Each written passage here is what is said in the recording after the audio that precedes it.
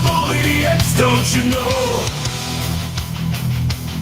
Banging our heads to the rhythm of the code.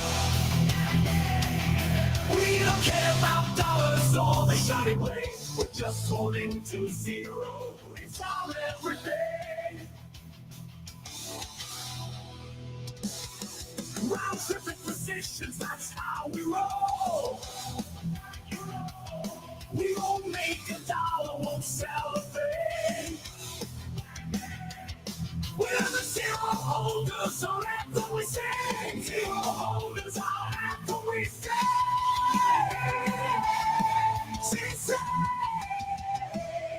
Zero holders, we're the kings of the sea. And not for your money, it's to live in the tree. We're all on the zero, it's our way to be. In the world of NFTs, we're wild and free.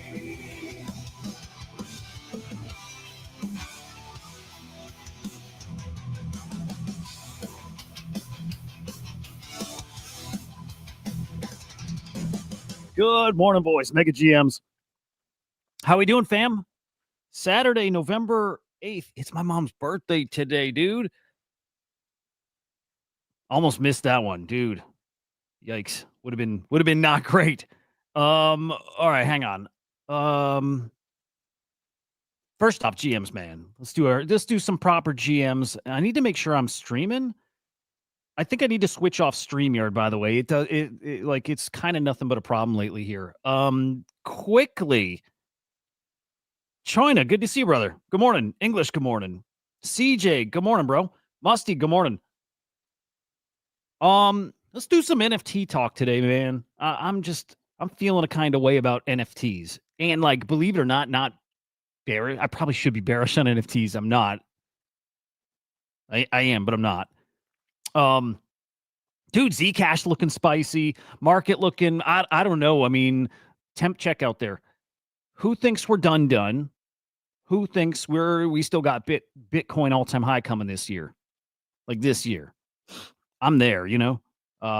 Actually, I'm betting on predict base the Bitcoin hits all-time high this year. There's some like really, really spicy odds over there, and I'm trading the odds here. Well, it's kind of nuanced, dude. Maybe. I'm pretty bearish on NFTs, but I'm also like pretty certain they got some room. They got some room to cook. Azuki, okay, here it is. I like to be contrarian, right? So I see everybody piling on Azuki. That's what we're going to talk about a bit this morning. And I instantly want to jump in and defend him and then try finding like where's the opportunity then? Because I think crypto Twitter is almost always wrong. Didn't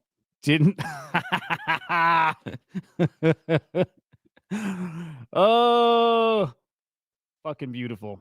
What's up, English? Good to see you, man. I fucked up yesterday, boys. I really fucked up. I bought that new Arc Raiders game. Big mistake. Because it's so fucking good, dude. Game's so fucking good. It's shouldn't have done it, dude. It's going to be a big old distraction. It's going to be a big old distraction. Like, it was really stupid to buy that game. I even went to go buy it and then stop myself, like, thinking about it. Like, dude, you got so much work to do. Like, there's so much. By the way, we got so much cool shit we're working on. There's periods of time where I'm like giga optimistic, bullish on this stuff we're building. Like, dude, like, I see the shit we're building. I'm like, oh, fuck. Okay, game on. And we saw it like, okay, Swarm. Maybe I save part of this talk for later, but Swarm ended up having, at least for a period of time, like, it cooked. Swarm was like fucking phenomenal. I'm talking like price-wise, right? Market cap. And, I could feel leading into that was going to happen. So there's periods of time where I'm like, oh, well, what we're doing is going to click. Like, we're about to head into that again, I think. Just getting some feels about some of the stuff we're cooking here. Okay, but anyway, so I have a lot to focus on there.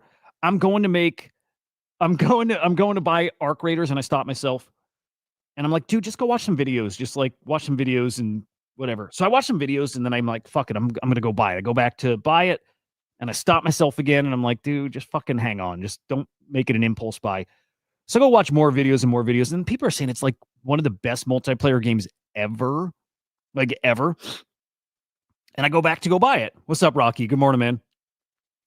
I go back to buy it, and I can't. I don't have funds in my account. I keep a separate account that I do like stupid buys like that on.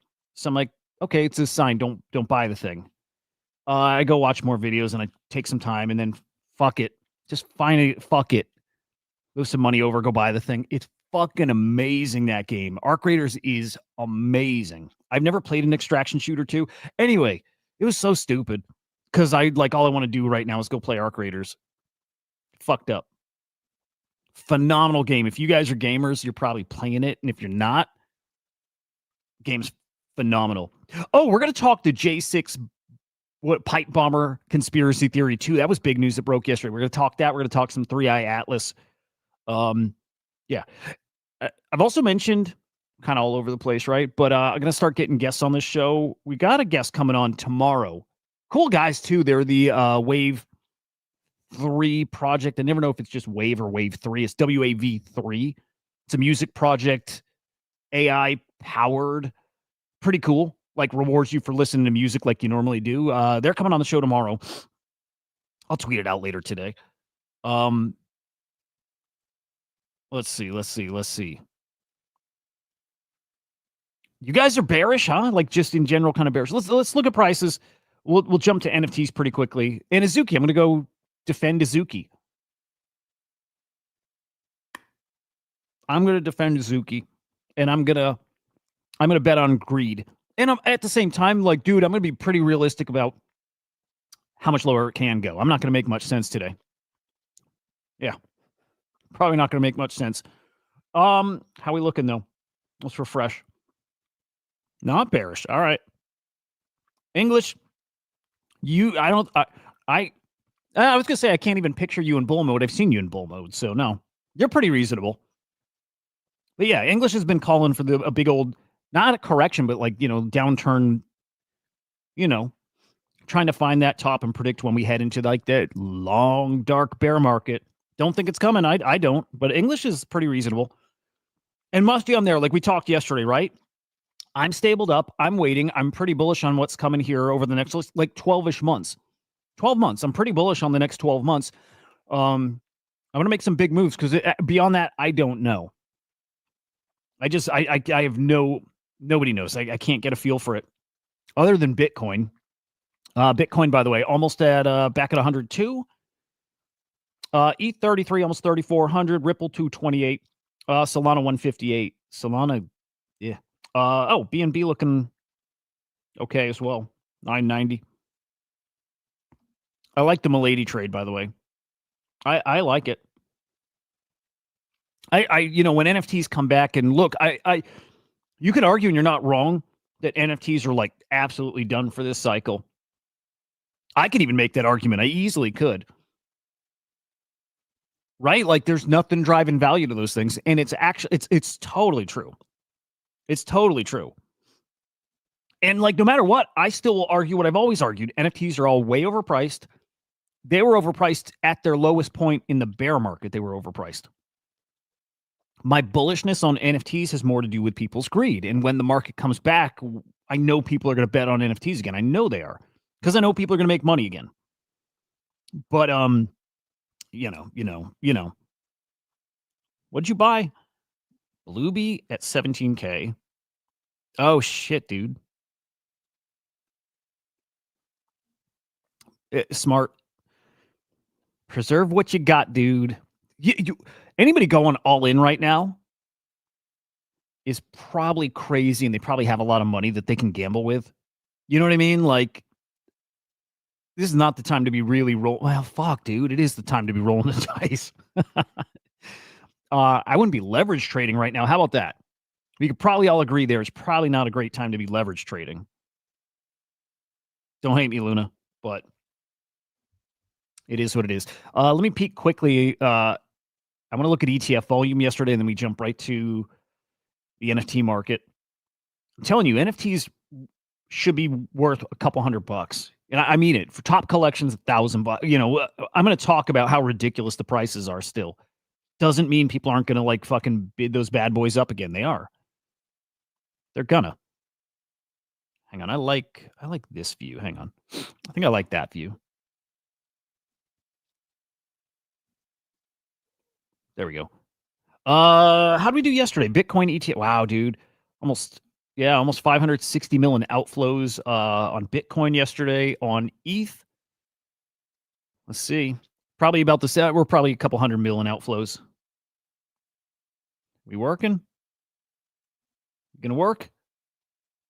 Not gonna work? I probably need a good reboot. Well, okay, that's fair, Luna, because you're still farming. Okay, this is not gonna work. Let me get one more try. I'm really curious here. All right. Oh, I think this site maybe oh, there we go. Okay, on the ETH side. Yeah, well, okay. Yeah, 46 million outflows. Solana has been up when the others are down. So let's see if we got Solana inflows yesterday. Kind of betting we did. And we did. 12.7 million inflows over on Solana. There we go. There we go. Look at this bullshit, though. All right, looking at NFTs. I'm sorry, I just love NFTs. I do. I don't. For me, it won't even matter the price. I'll still love them. My favorite NFT is worth nothing. Like real talk, my favorite NFT is worth zero. I couldn't sell it. I bought it for $50, and I felt lucky to be able to buy it. I actually, like real talk, I would have spent like $1,000 on it, which is it's NF Doge. I would have spent $1,000 on it. Nobody else would. Like 5 people would. I bet there's 5 people out there in the world that would spend $1,000 on it. One of those is me. Hang on, can I find that? You guys remember that NF Doge thing I got?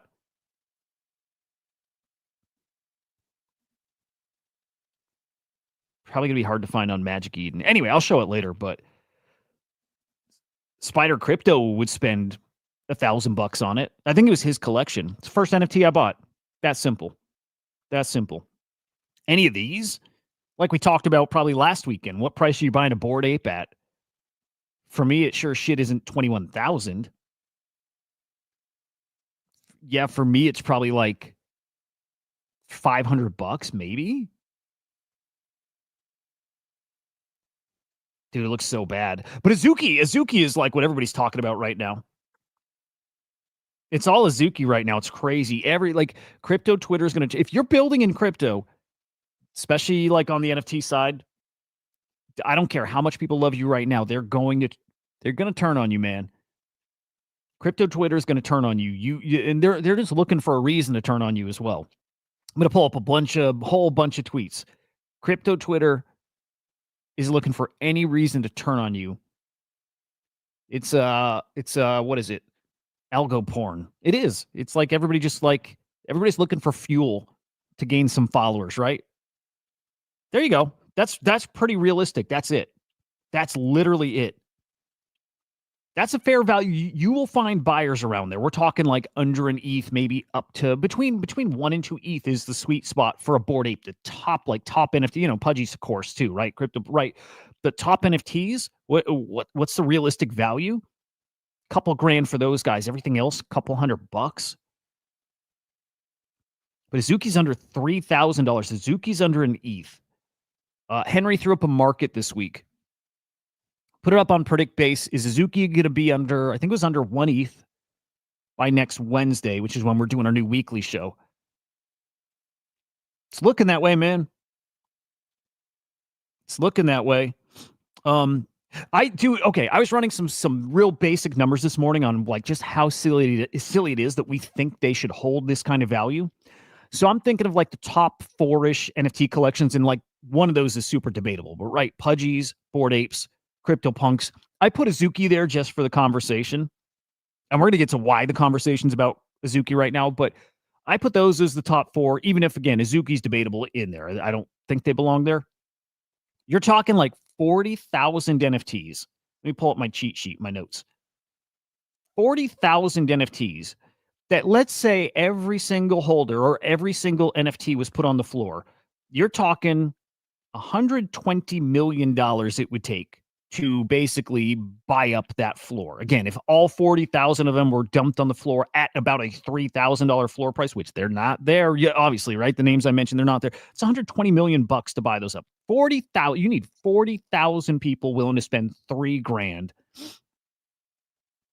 But the reality is they're not priced there. They're priced at 20,000, 21,000. What are CryptoPunks at? CryptoPunks are, hang on. What's our floor on Punk? Still over 100, right?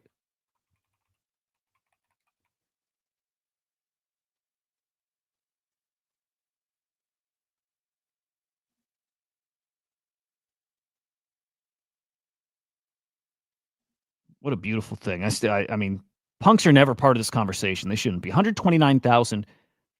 Fair. No, these will be probably below 100K soonish if the government remains closed here, and that's kind of all that matters. It's the biggest factor here in the market, period. It's government shutdown. It's it. Biggest thing. 120,000. But dude, again, if you take those collections and you value them at $3,000 each, which is crazy, you're still talking about $120 million it would take to keep that floor propped up. Crazy. We don't have that. That doesn't exist. And then if you start doing like really what their floor prices are, we're talking what, like $500 million plus? It's crazy. These prices don't make sense, and they haven't made sense. They never made sense. They didn't. And again, in a bear market, they were, some of them, higher than they are now. It didn't make sense then too. Doesn't make sense. Azuki's just getting picked on right now. But yeah, Azuki under an ETH. Fucking wild. And here's the crazy thing. Who's a buyer of Azuki at 0.87? Who here is looking to buy an Azuki at 0.87? Same thing we could talk about with Bored Apes. What price are you buying at? 2 ETH, 5 ETH? Like, what's that magic? And they're basically there. What price are you buying a Bored Ape? Well, what fucking price are you buying an Azuki? Are you even buying an Azuki at a quarter ETH?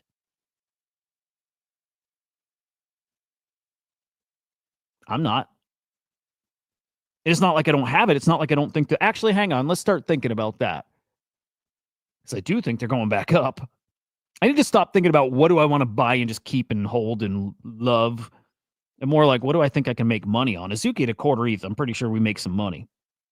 But like, really, let's just then back to like what would you spend on one of these things as if you're buying it and just keeping it to collect it? What's your price? What's your number for Azuki? A quarter ETH. Where's my Azuki buyers? Oh, dude, we should do like a fake auction and hold up the signs and shit. Who's there you go, Luna. Yeah, who's my Azuki buyers at a quarter? Nobody. I haven't seen a single person yet. Luna's in at $1. We'll get there. I don't think we got any at a quarter. How about 0.2? Anybody taking at 0.2? I don't think, Musty, you're full of shit. I don't think you're buying at 0.24, Musty. Are you actually? Are you buying at 0.15? Are you buying at 0.1? Like, where are you guys buying an Azuki? I don't know. I don't even know what that number would be. I don't know. And I'm talking about, it's two different conversations. Buying it because you think you can make money on it, or buying it because, like, dude, it's cheap enough and I wanted it. I don't think that want is there. That's kind of the problem here. I don't think that want is there at all. You give me an Azuki, I'll keep it forever. But you asked me to spend $500 on an Azuki, I don't think it's happening, man. 0.2 consider. We'll tell you, I think you make money on that. I think you make money on Azuki right here. I think you make money on an Azuki at 0.87. I think you're going to 2x your money this cycle still. I think you're going to 2x. Like, close to it. I could see 1.5-ish, right? I could see it this cycle. I can also see Moonbirds back. Dude, what a crazy world we live in, that Moonbirds are worth more than an Azuki, worth more than a mutant. What a crazy, worth more than a milady? See, now here's the funny thing. I can have that same question about milady, and I think it's a completely different answer. What price are you buying a milady at? I want to buy a milady at 1. I want a milady at 1. I'm like, well, fuck, dude. I actually want one of those. And I want a milady, not because I want to flip it. I want a milady because I want a milady. Because I think it's a great PFP. I think that's like an alignment that, like, that's your banner you fly out on crypto Twitter. That's your identity thing. I want a milady, dude.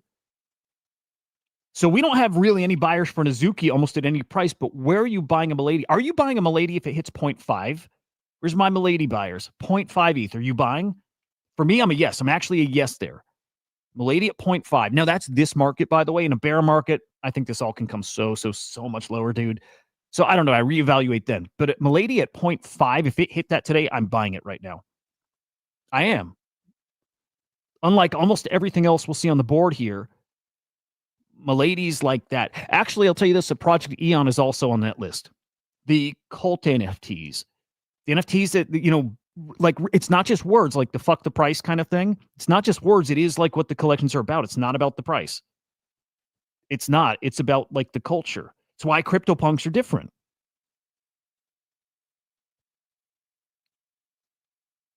I'm a milady buyer. I want to be. What's up, Luna? Good morning, man. Trying to not buying a milady. Respect. I get it. I get it. Project Eon, though, also one of those things I want. It's my kind of cult. Yeah, dude, with you. With you. CK's, now CK, look, the whole same conversation applies to every single collection. CK's so brilliant, though, because they did it right from the start. Not to say they didn't fuck up all along the way, too, right? But CK did what most of these others didn't do right. It is such an obvious thing.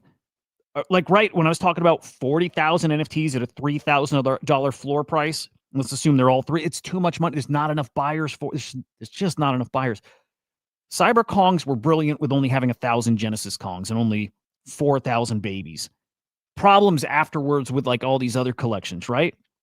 But their core collections, their core collectibles, 5,000 total. Jenny Kong's only that. Like, that's brilliant. That's what all this should have been. This would be a whole different space right now if the top collections like a Bored Ape and a Pudgy Penguin and all, you know, even Azuki, if they were 1,000 edition collections or 3,000 or 5,000, there's a sweet spot there for the supply. And it would be a whole different story right now if that were the case. Whole different story. Fair value for a puppet. Dude, that's such an interesting one, man. Yeah, let's do this too, because you're spot on. What price do you buy a Lil, and when do you and a big Pudgy? I actually like big Pudgies right here. It is a culture thing too. I like Pudgies right here. And I don't think Pudgies, I'd have trouble seeing them dipping below 4 or 3. Whereas Bored Apes, I can totally see it like 2.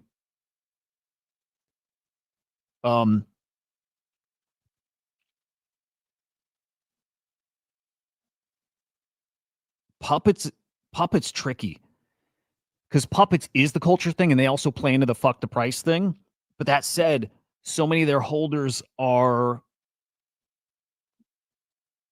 they're the ETH bros looking to make money. They're not kind of part of the culture on you know, in Bitcoin and ordinals. They're just ETH degens, right? ETH NFT degens. I like Puppets where, actually, what are they at now? Ordinals look rough. I like ordinals where they're at. I like Puppets where they're at right now, though. Yeah, 0.01. Interesting. Yeah, 1,500. Dude, I could flip a GVC and get a puppet, which might not be terrible. Yeah. Like with puppets, I've always said they'll die the fastest. They'll also revive the fastest. Because no matter what, like, even if I don't think their culture thing is, fuck, dude. I'll say this. The ETH guys that are there, like LARPing is part of that culture. There's a ton of them. But the guys that are actually there, you know, in the world peace fucking cult, they're real. They're real. That's a real, really good cult, too. They're really good. Yeah, I like Puppets here.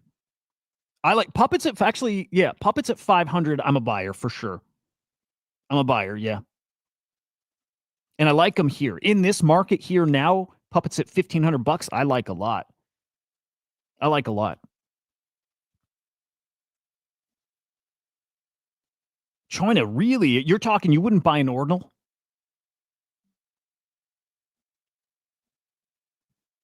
I still think ordinal's got the most upside. Oh, we got to get to like kind of the talking points of Azuki though, like what's going on here, and it's so fucking funny. When somebody says like the most obvious part but the quiet part out loud, the space, everybody loses their minds, right? Like that there's nothing supporting these prices, that there's nothing you can build that drives value to these prices. The Bored Ape, Ape Fest thing was the most like eye-opening moment for crypto Twitter or just for the NFT community. It was the most eye-opening thing. Good play, English. GG's, man. So, like, in a way, the Ape Fest was the best and the worst thing to happen to NFTs. Best and the worst thing to happen to NFTs. Everybody realize what these things are, what they are not. Crazy. So a lot of takes out there. We'll start getting into it, including like what kicked off the whole fucking Azuki hate. And it's not even hate. It's just a whole bunch of fucking crybabies on the timeline. They look, that energy will be turned to the next collection and the next collection and the next collection. You can't escape this. You can't. Because DJs just want to make money. They want to see that they're on paper. They want to see that the value of their bags is up. And if it's not, you're the problem, not them. It's not that they made a bad buy and didn't understand what they're buying. It's your fault for not pumping their bags. People are crazy here. You wouldn't buy an ordinal.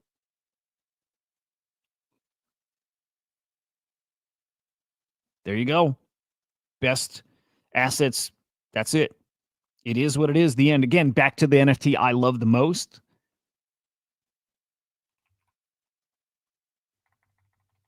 I'd spend $1,000 on it, not because it's ever going to be worth anything, but because it does, because there's nothing to it. There's nobody talking about it. There's nothing to it other than, for me, sentiment. I love this collection. I love this fucking collection.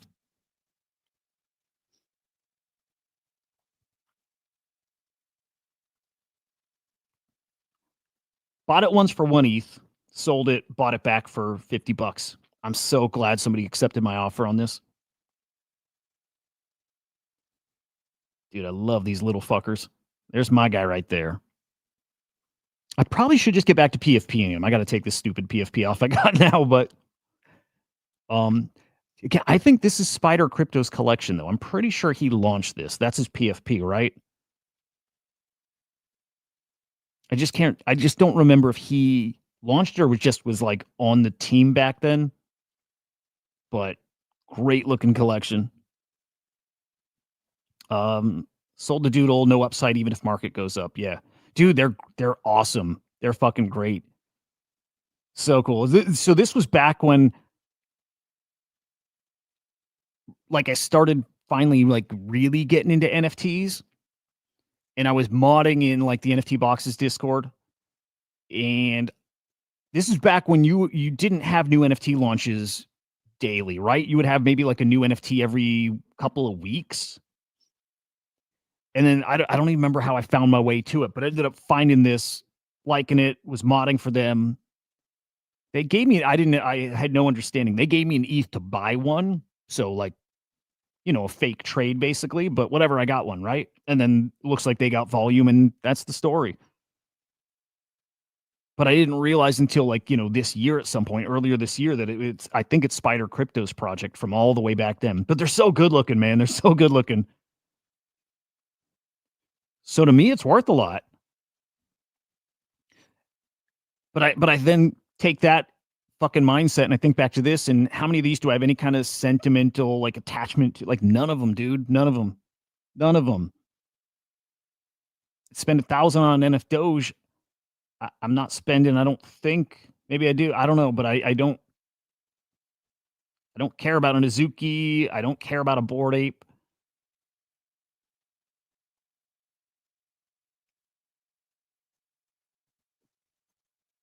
V1 Punk's different to me too. Obviously, you guys like, you know, I'm a fucking V1 Punk maniac. I love them. I have much less Pengu. I have enough Pengu that you have to hold to like meet that threshold to get like the roll. But I sold, I don't know, half my bag, 2/3 of the bag. Timed it pretty well too. Maybe even like 3/4 of my bag, and I'm sitting on enough to get that roll. Oh, Luna, you don't know V? Yeah, dude. Maybe I should educate the audience who probably doesn't know about V1 Punks. We'll do that when the market starts cooking again. Thank you for the setup, though, Luna. So yeah, I got some Pengu. Not selling it, waiting for the abstract airdrop.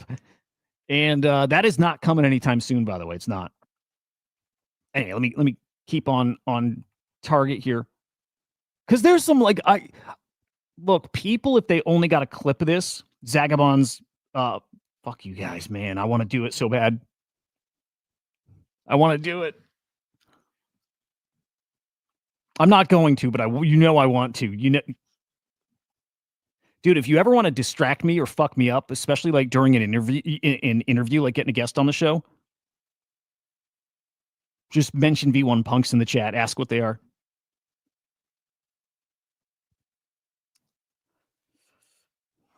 MTV, I don't think I gravitate to them more. I just know that, like, look, it's like we've all gotten very used to like feeling out, maybe not in charts or price, but like sentiment when things are bottomy. And like, look, again, I struggle with this because I don't feel NFTs are at their bottom exactly right here. But I know sentiment wise, it's hard to get much worse for NFTs. Again, after the 8 Fest thing, and then after like this kind of like, right? So I'm like, dude, I just bet on people's greed. I bet on the market going back up, people making money, and when they have money, they will spend. That actually ties into this a little bit too. Royalties, and I'll kind of link the two. I actually think memes have like a lot of life left this cycle. I do. That probably isn't what most people think. I do. I think there's a lot of money still to be made this cycle, and I think memes for sure there. Art, I mean, I'm pretty darn bullish over the next 12 months about a lot of these things, to be honest. So I'd almost say they're all equal. Maybe my take in general is just I don't think we're done. I think everything kind of back up again. Sentiment doesn't get much worse than that. And actually, it's not just NFTs. That's across the board. It's across the board. It's the government shutdown's got people fucked up, as it should. But yeah, I think there's some easy money to be made here just playing sentiment. It's like, and I'll pull this up too. Okay. I made a bet on this right here. On Predict Base, somebody launched a market. Will Bitcoin reach 140K by the end of the year? And I bet yes. And I'm going to keep betting yes on this. Not because I'm certain Bitcoin hits 140K by the end of the year, even though I think it does. I'm just that fucking sure that market's going to be back up and the odds change, that I'm going to make money on this pumping, and then I can sell my shares. I'm not totally convinced. Like I mean, man, I do think we hit 140 this year still. I'm not totally convinced, but I'm pretty fucking sure the market's back up. And that's like what I'm thinking about NFTs as well. I don't think we're going to see, like, look, I don't think we see Pudgies back to 20 ETH. Maybe not even 15, but I'm pretty sure we see them back to 10 or 12, right? Like, I think we've got some pretty easy 2Xs, like, kind of everywhere. And I think we got to start taking those kind of things. 2Xs, 3Xs. Pretty nice. Pretty nice. But yeah, I think if Bitcoin starts ramping back up to 110, 115, 120, and we start feeling some momentum there, rate cuts. So government reopened, rate cuts, Clarity Act. We saw cities going to have like a crypto trading platform, like all this stuff, all this retirement plan money coming into crypto. This is real stuff. Some of that starts getting dangled and talked about out there on the timeline again. I think a lot more people think, yeah, I think it could be 140. Or they do what I did and just betting that it's up and that more people will start having a little belief. The bet is that this is underpriced. So I bet yes on this yesterday, and I think even a few days before, and I'm going to keep like DCAing into it. If I try to throw like $400 into it, and it pushes the average price up too much. So I'm just buying like $50 at a time, trying to keep this under 20 cents. I'm playing a little different now. Trying to have a great day, buddy. Dude, smart people right now are really doing the meme thing. That's really cool, man. Airdrop's coming, right? Airdrop's coming. Very nice, Luna, though. Yeah, I think it's smart to be playing some memes right now. I do. GM, man. GM Benny, good to see you, sir. But again, sentiment, why the, FUD, whatever about Azuki. Again, there is something there to be kind of fuddy about, but it's also like it might be a misunderstanding. Okay. So, Andrew, good morning. Damn, the gang's here. Okay, so fuck, where am I? This is taken out of context. A Zagabond post in Discord. I'll read it, and then I got to go find the rest of it, which I haven't read yet. But I'm reading now. It was taken out of. People took the first, paragraph, and are running with it, as we do because we're assholes. Crypto Twitter, we're assholes, dude. I hate us. Mickey, what's up? I'm telling you, the mob's coming for everybody. And nobody wants to say, I made a bad investment. I didn't fucking get it. I misunderstood. Like, nobody wants to say that. It's easier to say these pieces of shit said they do this, and they didn't do that. And it's like so stupid. I want to share a clear update on where Azuki's heading and how this next chapter will work. When Azuki first launched, the NFT landscape was very different. Royalties provided a sustainable model, or so we thought at the time, that allowed us to support community-led creativity through secondary trading volume. When royalties across the ecosystem effectively disappeared, that model changed. Community alone is not a sustainable business unless the core IP is culturally strong and commercially scalable. It's a challenge the entire space has faced, and very few have been able to overcome it. Nothing he said is crazy. Nothing he said is controversial. But leave it to Crypto Twitter to find that and shred this dude to pieces. It's the royalty thing. And look, I get it. What's up, buddy? I get it. You get a project out here. Let's see if I got the right tweet here. I think that'll work. Yeah, here we go. You get a team out here. Oh, dude, GG's. That's awesome. 10 into 380. Dude, amazing. I gotta say, dude, virtual is a great spot. Just to tell people where you can go and take $10 and turn it into something. Virtuals is looking kind of interesting. I just gotta say it. You have a team who made tens of millions of dollars. That's Azuki. Tens of millions. Right? Azuki's minted for what? 1 ETH? Raised $60 million selling NFTs. 60 mil. I think all in all, and I'm just going by other tweets I've seen out there, but Azuki's raised $100 million. You take just that fact and you pair it with a snippet of what Zagabond said, and I can get why some people on crypto Twitter who aren't being as thoughtful as maybe they need to be can really run with that narrative. These fuckers made $100 million, and they're saying that royalties have killed the space and we need to pivot now. If you're framing it that way, I get why you get worked up. It's probably not accurate, but I get why some people are getting worked up. They made a lot of money. Yeah, like this is a bad read on it. No royalties means your JPEGs are no longer top priority. I don't know what you want them to do, by the way. I don't know what you want them to do, but like, here's the thing, and here's why royalties really did, in a way, break the space. Okay, right?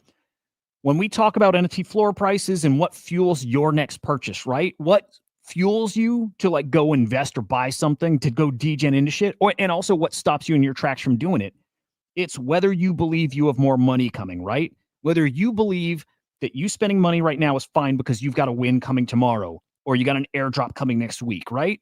You're going to spend when you know there's more money coming, right? So like NFT projects with their royalties,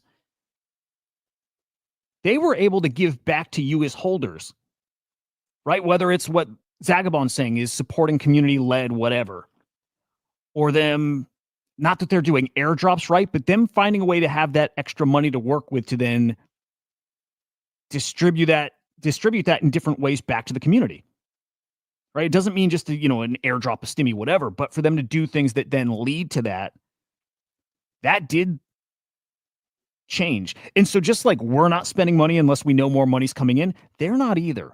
They might have made that 100 mil or 60 mil, whatever that number is, but if they don't know there's more coming, they're not going to go spend that money on you as the community. Hey, nice, man. I I like that. I still think art has a moment in it this cycle too. I'm not as you know how before I used to say this is going to be the art cycle. I don't know if we have long enough left in this cycle, whatever the fuck that means. I don't know if we have long enough left for that to happen. I still don't know what this is going to end up looking like. Back to the whole fucking AI changing stuff and money being different and Raoul Pal calling it, the economic singularity or whatever. Like, I don't know what it looks like still. So I don't know how to measure a cycle, engage. I have no idea. I still think art does well this cycle if people make a lot of money, and I still am kind of betting that happens. But I think, yeah, I don't know how much longer we have. So I like that, by the way. I like that, by the way.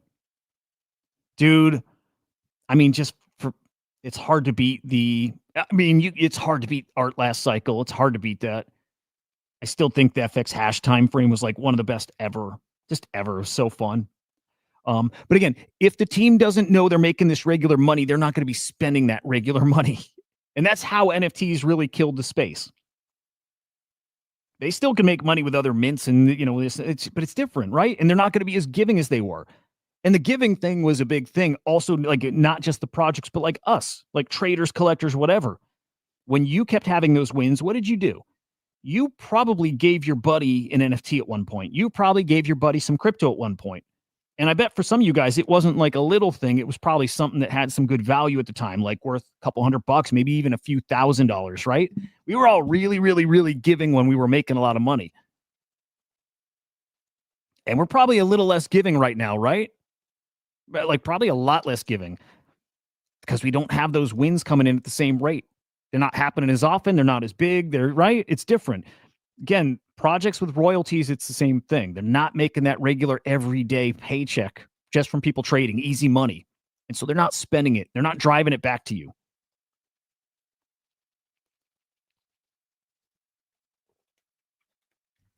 But okay, I gotta find the full first. Actually, I don't know what this is, by the way. Azuki tweet. I am curious what their next chapter is. I think they're saying it's like the card game thing they're working on.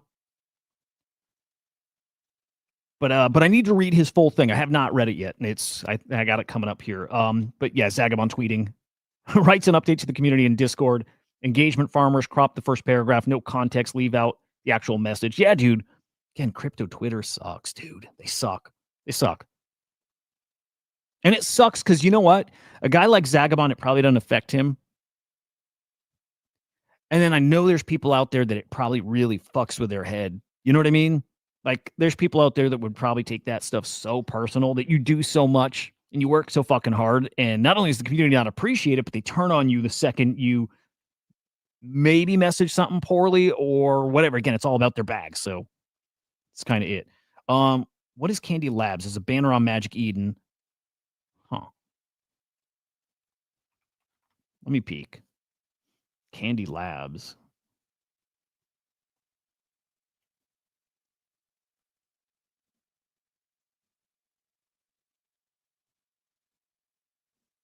Do you say on Retardio? Oh, shit.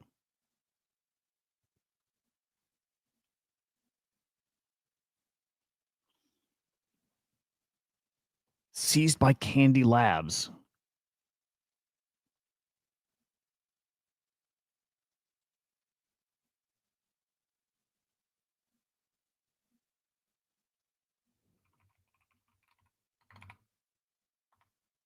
Let's see. Let's see. Let's see. Let's see. What's up, cutie? Oh.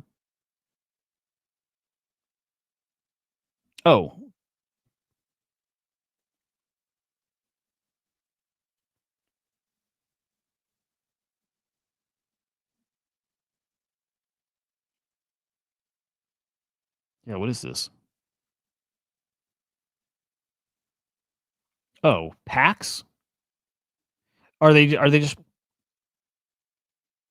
Oh, is Candy Labs who's powering all those card packs here?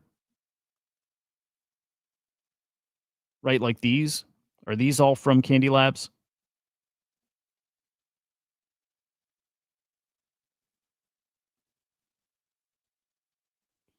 Candy Labs got you new traits coming for your favorite collections. Wait. New traits coming. Oh, dude, are they going to take these NFTs and mint them on a new contract? Like with new. I might be way reading it, like way misunderstanding that. Are they. Are you like the Cyberkongs now have like new traits on babies? Are they going to essentially take them, mint them in a new, mint a new version with a new contract with new traits? Only because they said that here. New traits coming for your favorite collections. Metadata changes. Okay. Oh, I like that, dude. I like the Cyberkong's baby refresh. I like it. I'm not doing it, by the way. I'm not changing my Kong, right? For Cyberkongs, you have to like it burns your original NFT. Literally sends it to the burn address. You get a new one minted with some new traits like an evolution. Back to like why I like these because I like the date on it. That's why. Image goes bye-bye. I'd be bummed, but like I like the date. I like the timestamp. I like the provenance. Same with the baby Kong. I'm not burning my NFT just for some new traits. And even with utility, man. Right? You for a baby Kong, if that's your access to Wall Street Kongs, you have to burn it and do that reroll to keep access. I'm not doing it. I just want my NFT as is, just a collector, But yeah, I like that. I think that's cool. Like, I like it. I wonder what other collections they do that with too. Yeah, I dig it. Yeah, I dig it. So let's go see Zagabond's actual message here. Hopefully, this is not too hard to read. Okay, and I want to get him in the correct order here. Yeah, okay. All right, let's see what Zagabond really said. Okay. Here, can we go bigger?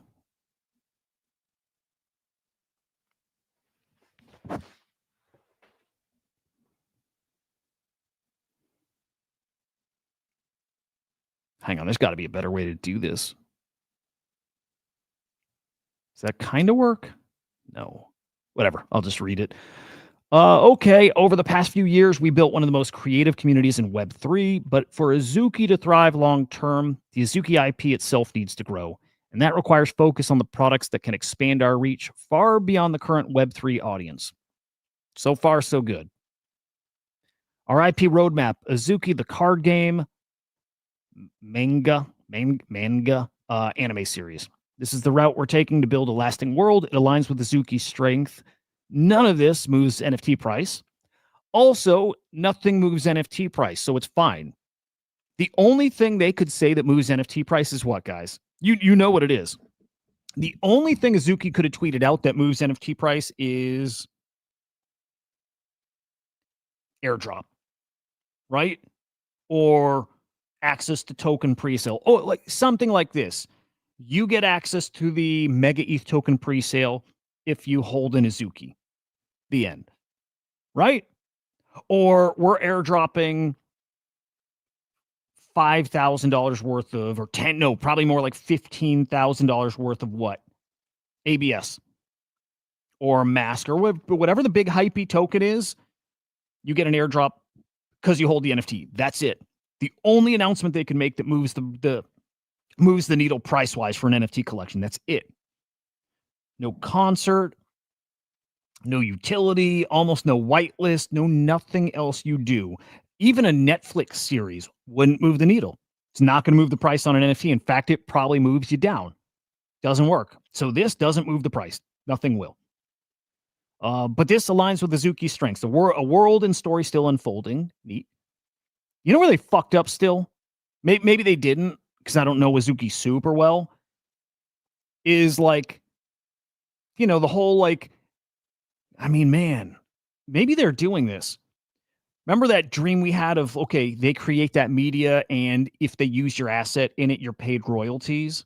We know that's not much, right? But that was something that starts moving the needle. And then you can start projecting that out if we ever had like a super mainstream anime or movie or whatever. Like, right, you start thinking like that, and you're like, well, cool. So like Pudgies do that with the toys. I don't think that's played out well because we don't hear big old success stories or wins on the timeline anymore, right? But like I've still got all these little Pudgy toys on my desk, like all over my desk. I don't hear any of those guys tweeting about, I just made $3,000 over the past quarter from my licensed Pudgy Penguin, right? We don't hear that. We need that. Might not be realistic, but we need that. Anyway, world story unfolding, original art led by Steamboy, culture rooted in collecting and identity. Boom. We've kind of lost track of that. And actually, it's what we're resetting to right now, which is great. Collecting, but identity we totally lost. I think we have. Like, I think we've lost that connection with our PFP because they're not cool, actually. That's why, because NFTs are not cool anymore. So you rocking a PFP, it's kind of closer to silly than it is cool now, right? It's kind of been that way for a while. Ability to innovate with tech. Also cool. None of that moves the price. Oh, well, the only thing that moves the price, really, other than what I said before, is collecting an identity. And that doesn't matter much in NFTs unless you're a crypto punk. Or as like a super rare Pudgy. I don't, maybe not even that, but those can matter more at some point. If we execute this well, Azuki NFTs become first edition cultural artifacts. What? Like base set Charizards or Alpha Black Lotus. I still buy into that a bit. I kind of buy into that a bit still. A little bit. And it's so far off, dude. It's so far off, like years off. Maybe that's the 5-year off thing still. Like at the earliest, I could see that 5 years out, right? So 5 years out, again, AI, jobs, money, so different. So many more people in this space. And people who come in learn like the history, the culture of crypto. And they learn about Azuki and they learn about Pudgies. They learn about Kongs. They learn board, right? And then they buy them. But then we still got a problem. If they're like the base, hang on. Let me get to ChatGPT. How many base set Charizards are there, and how many Black Lotus? All right, I want to see how many, because we're back to the supply problem. Okay. Base set Charizards. There is 10,000 to 15,000 copies. Alpha Lotus, or Black Lotus, sorry. 1,100. Okay. This doesn't work because, like I said, between 4 collections, and by the way, it's CryptoPunks, not Azuki, that would be that, but between those collections, there's 40,000 of them. So even if it becomes like known as like the day one collections, which they're not, right? But if it becomes like, if that's like the idea of it, there's 40,000. That's even just the top 4. We're probably talking like 100,000, because then you got to throw like doodles in there, right? And you got to throw in, who else do we throw in there? We're talking like historic, they become historic. You throw like dick butts in there, kinda. Hang on, let's do this. You start having that conversation, and I buy that narrative. I do, but we broke it, and it's not, it was always going to happen. We broke it because there's too many. So like, it's the top collections, 10,000, 20,000. I don't think I'll count mutants, maybe, but 20,000, 30,000, 40,000, 50,000, 60,000. You know what I mean? Like we're going to get to like 70,000. Hash masks should maybe be like, we're talking like We're talking there's probably 100,000 or so of these NFTs. So it doesn't fit that narrative. As much as I like it and I do buy it, it means those prices way less, unless that whole fucking what I just mentioned, AI replacing jobs, UBI, UHI, whatever, unless that plays in out and we really do have so much more money than before, then you could sustain these ridiculous prices across the board. Because even then, if everybody has tons of money, and I mean everybody, this only situation only works if everybody has a ton of money, which sounds crazy. Then the only thing they don't have is limited edition things. And that's how you support those prices. That's kind of an out there scenario, though. Love Windsor Yawanawa. Love Rafiq. Love the Dataland Museum. I need to check the price of that new collection he minted a few months back. But like I'm glad you mentioned that. That's a collection I might be interested in buying if it's at a certain price.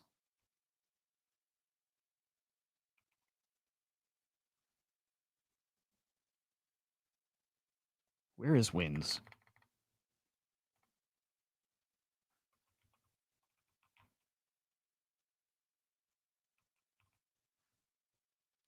Yeah, why am I not finding these? Am I spelling this wrong?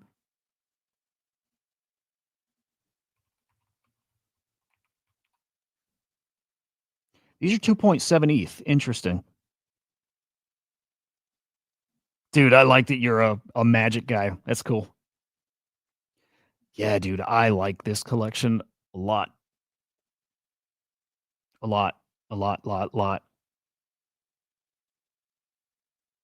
Man. See how different art is, by the way? As we talked about NFT floor prices and where are you a buyer, and I can't find buyers for Azuki at 0.25. I wonder if that's very different for people for Winds of Yawanawa. At 2 ETH, at 1 ETH, there's a number there much higher than other NFT collections where I'm a buyer.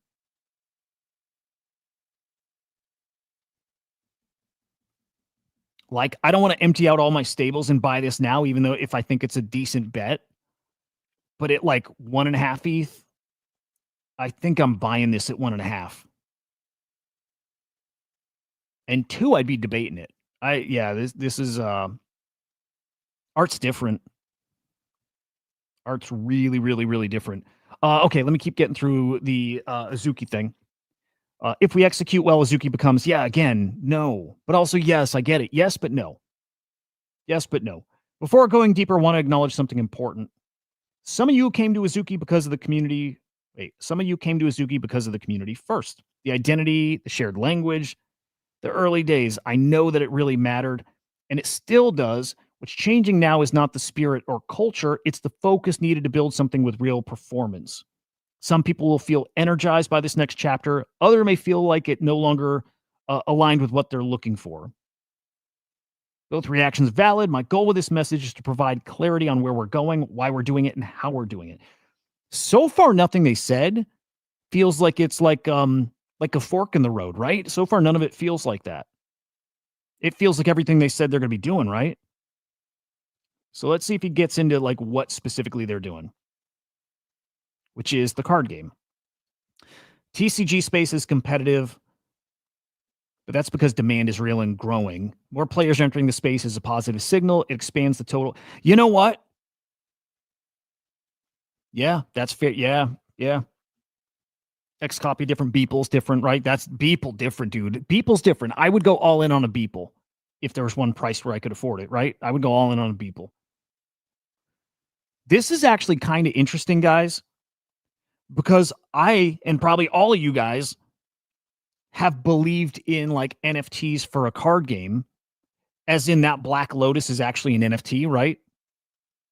That you end up having this like crazy culturally significant game with like, millions and millions of users, and you got the card that's limited to just 1,000 and it's an NFT.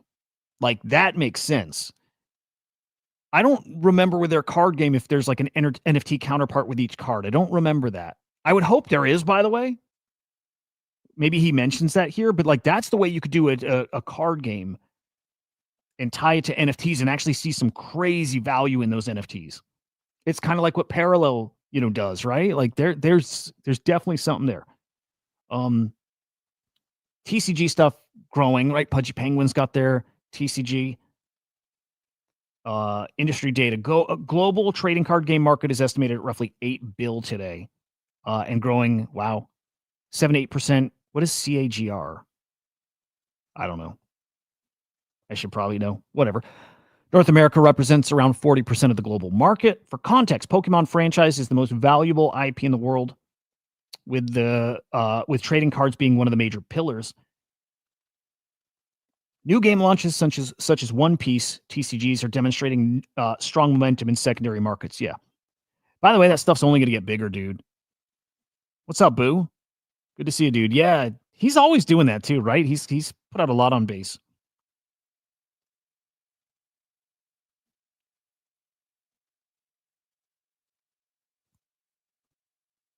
ETH under 25. I'll check that take.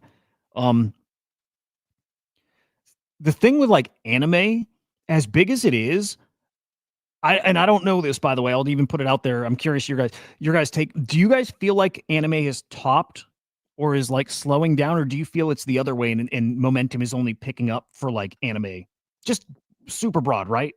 Culture and like new types of anime and new IP and the money. I think it's getting bigger. And I'm sure we could go look at some market stats that show that. I think anime is just getting bigger. Well, I think I just saw like a brand new movie studio was created. And it's to make like live action movies of anime IP. Right? Yeah, DK. Yeah, I think that's it. I think it's only getting bigger. So, like, with that in mind, I think this is all really smart. But yeah, there's a new movie studio. Let me see if I can find this. New movie studio, live action anime. I don't know if I'm going to find this with the way I'm searching, but yeah, actually, I think this is it. Hang on.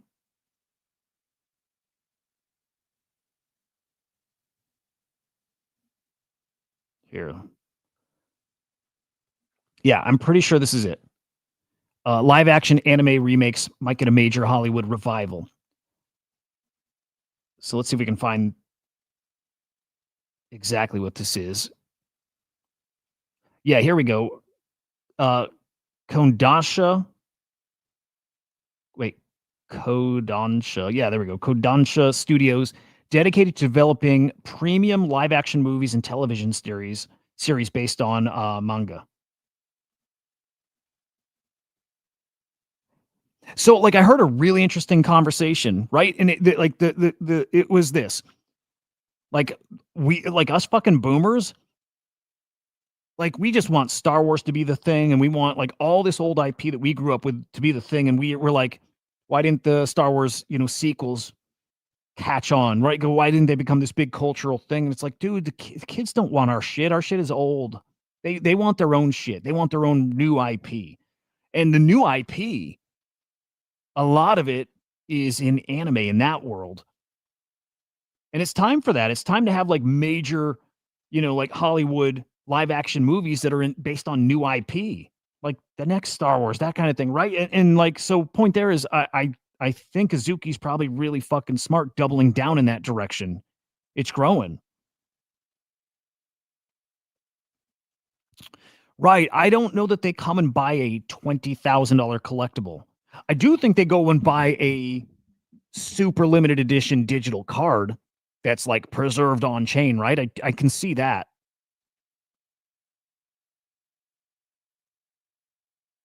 There's the disconnect there, right? Musty, and like, so I don't know anime people, but I know gamers, right? And I know what they think of crypto and all this stuff still. So yeah, it might be a tough sell. It might be. You got to really fucking Trojan horse them.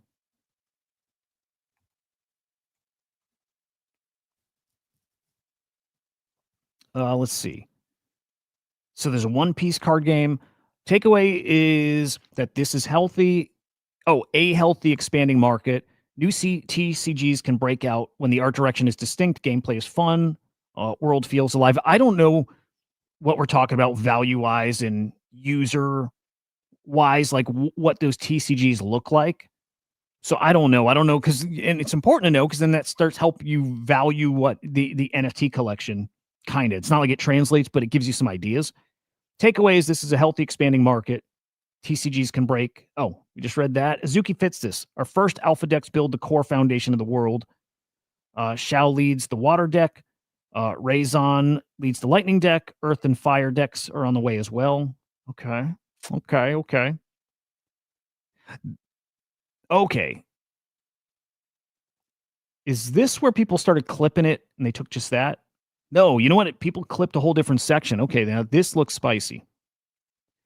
Going forward, Web3 will forever be a part of Azuki's DNA. But I don't think it's smart for an NFT project to double down on Web3 being the main product unless the premise of the project was built on novel Web3 mechanics. Azuki was always built as a dope brand and IP. We need to take our roots in Web3 and expand to broader audiences.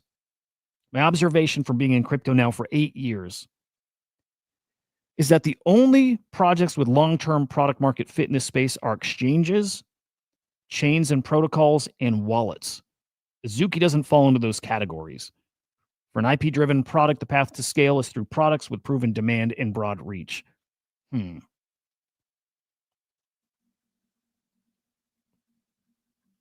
don't think he's wrong. I don't want him to be right, though.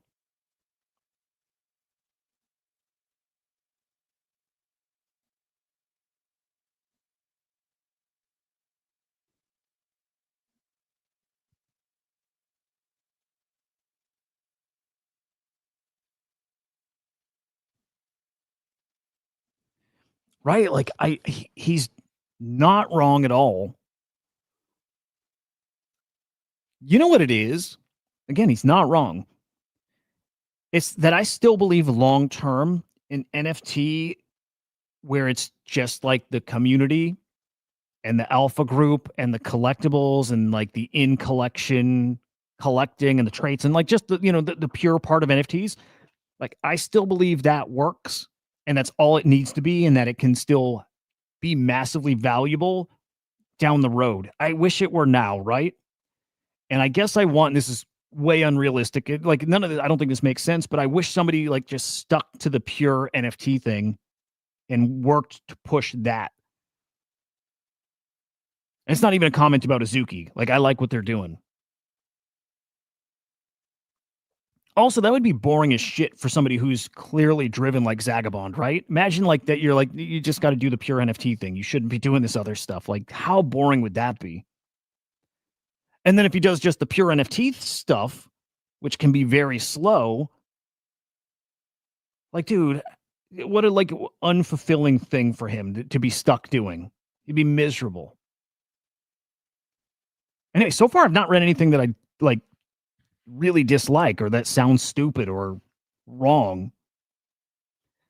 Best way to increase the cultural and financial value of Azuki NFTs is strengthen the IP, expand the audience, build products people want regardless of whether they know crypto. Again, just agree with it all. Anything else here that's needle moving? Oh, they're getting into CP. Really good. Really good direction. Very good. Snuck that in there. Gotten so many questions around our plans with the CP. Dude, why didn't somebody clip that? Why wasn't that the little piece people took screenshots of and tweeted out? Interesting. Really, really interesting new direction for Azuki. Yeah, clip out the first part. Just this.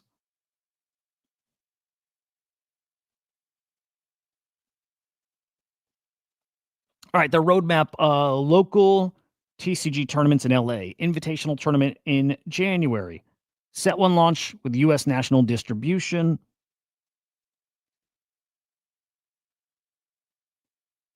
I don't know what kind of reach they have outside of Web3, like who's watching their anime. That said, man, they got some big name directors, right? And artists that were working on their shorts, right? They're like 15-minute animations. They did good there. Anime.com is now its own product team. Their mission is to build a social platform for anime fans. You'll see updates directly from them. Okay, there we go. There's something different. kind of buried. Azuki and anime.com are now intentionally operating with different goals. Huh. That's actually, yeah, dude, that's interesting. Because to me, and maybe it still is this way, but Azuki was like the face of anime.com, and maybe still is, right? But splitting the teams and splitting them off as like separate products and whatever, that feels different. Maybe me, if I were an Azuki holder, I might look at that and be like, what the fuck, dude? Like the value of anime.com, I think, should have been tied, fed, whatever into Azuki NFTs. I might kind of lean that way still. So let's see how the community can support. Play tournaments, play the game, invite your friends, card collector, lead the culture around collecting ATCG, Azuki the card game, and share on socials, document rare pulls and misprints. If you're neither and still want to support, discuss the game, characters, anything dope you find about Azuki on socials, create content around the Azuki IP. Oh, okay. Now they're in a builder phase. Okay, this is also good. Quieter on some fronts, more disciplined, more focused. But this is where long-term value is being created. Yeah, we'll see. Okay, all in all, I don't see anything crazy here. I don't see anything here that feels like a change in direction, really. Honestly, the anime.com Azuki separation to me feels like the biggest thing out of that whole message. And it's not a bad thing. It's just, to me, I don't know. That was the only thing there that I think could be controversial. Could be. I don't know if it is. Hoods, good morning, man. I don't know, man. People just getting a dose of reality here, you know? Wizard of Soho. Royalties is why we got crushed at Azuki. So yeah, again, he knows better. It's not what they're saying. It's not what he's saying.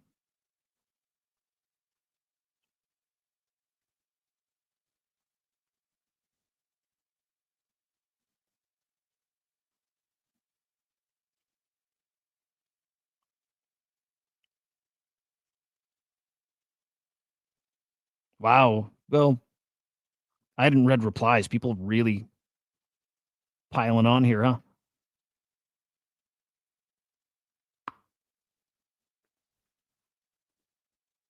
Maybe it's shittier than I think.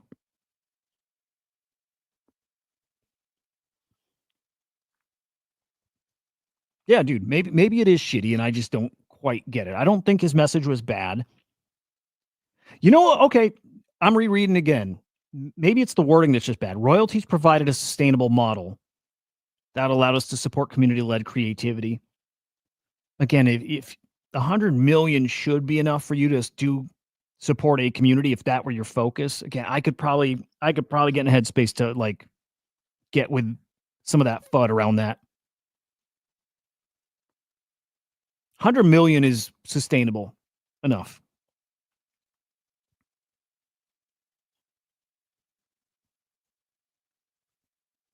But sustain what? It's fake. Yeah, I got a guy again. I think everything he said is pretty damn reasonable, right? Like, I didn't see anything crazy. It's where I thought they were going already, man. I did.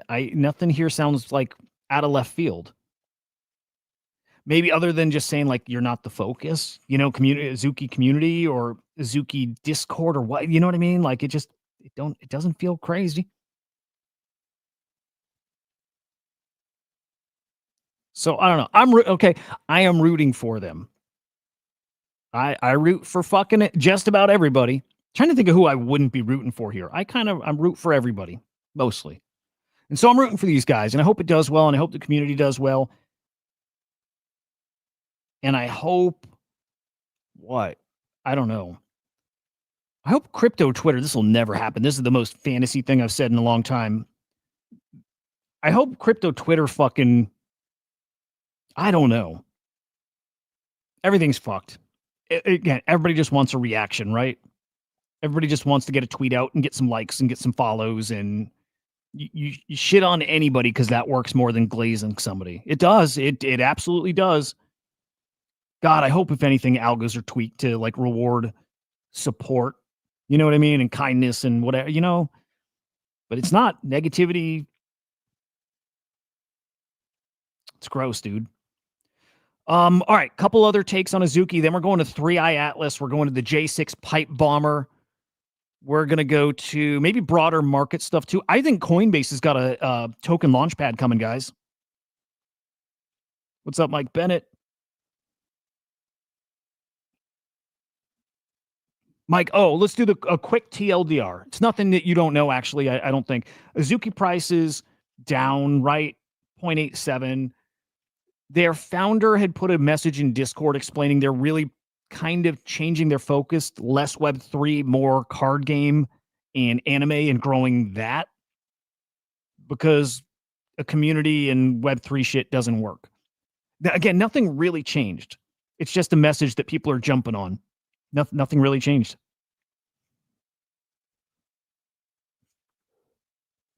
But the community takes that of, you're not abandoning, but you're putting like Azuki and the community on the back seat, on the back burner while you go figure out this IRL card game thing.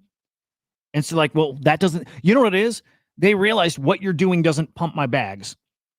And it's basically what Zagabond said. We're not pumping your bags because nothing we could do can pump your bags. That's it. That's literally all it is. But I'll drop it, Mike, in chat so you can read his message. The TLDR of this is Zagabond said, we can't pump your bags. That's it. That's the tweet. Nothing we can do will pump your bags unless in the long run we grow millions of followers via not the Azuki NFTs and IP, but through other like anime initiatives. That's what he said. And it's not bad. It's not dumb. It's not whatever, but it's NFT guys having that realization. They got the left hook. Yeah, they got the left hook with 8Fest, and then they got the right hook here with Azuki. It's just a dose of reality, right? It's nothing that we didn't know already. But like reality's hitting people. My thoughts on Azuki and NFTs. I like Min. He's great. This is gonna be too long. What does he say?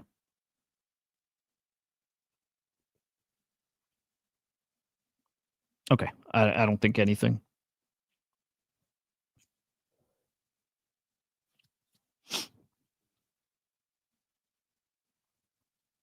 Dude, I remember those golden skateboards too. Jesus Christ. Feels like a lifetime ago. Yeah. Nothing crazy here. Actually, this might be a good take. This isn't an Azuki specific or NFT specific issue. It's the nature of projects building in crypto. Many successful projects are able to raise a ton of cash for a variety of reasons. Then these teams extrapolate the revenue out for years, assuming that it's sustainable. What many teams fail to recognize is that they're just extremely lucky, meaning the conditions they were in, yes, and that's a one-time event, can't be replicated. Oh, that's all mostly true. Yeah.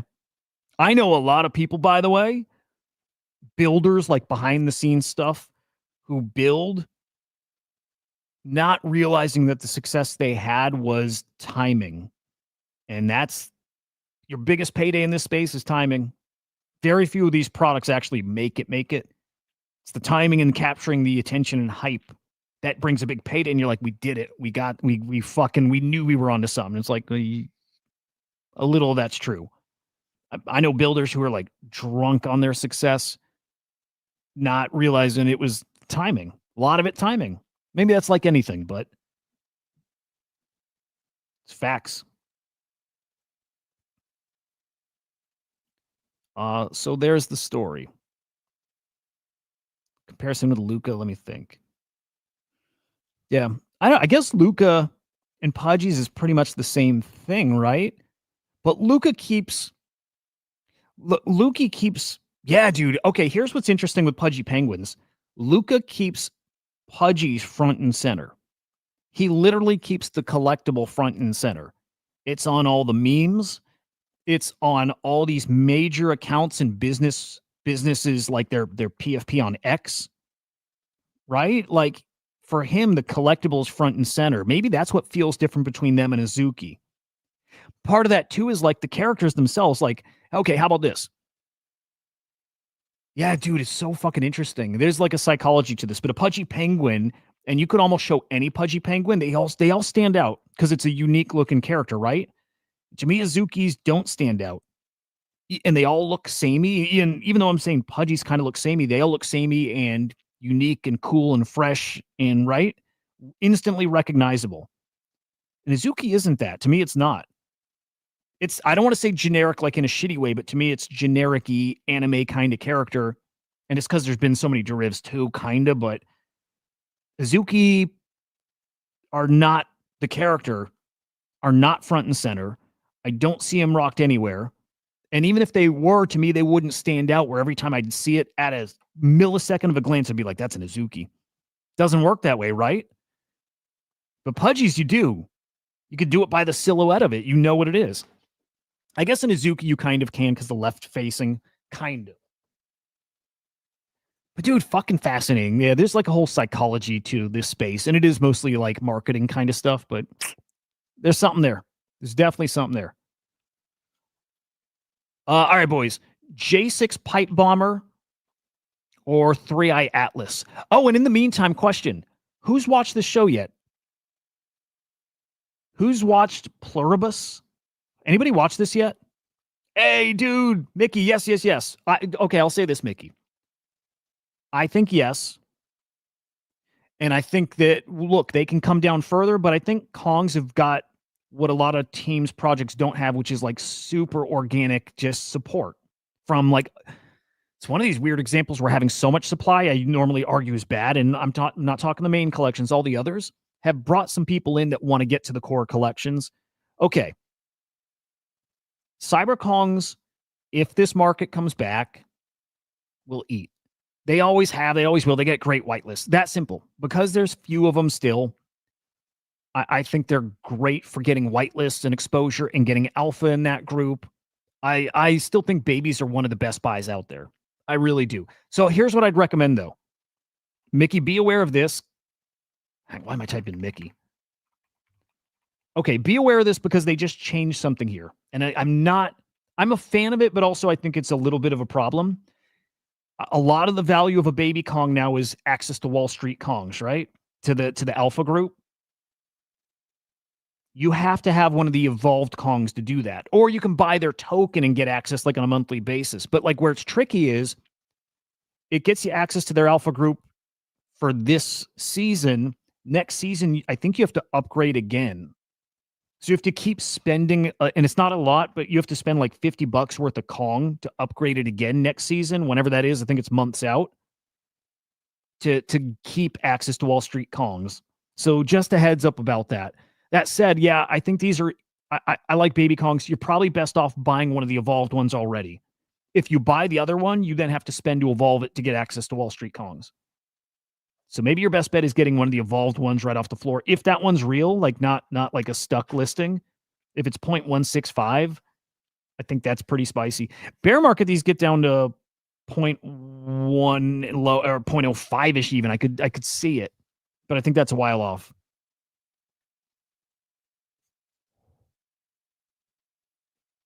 Azuki's changed the art of NFTs. I got to think. They kind of did. Yeah, I think that's fair too. Yeah. They were pretty influential. They brought on the whole anime meta. Yeah, I think that's fair. Yeah, I think that's fair.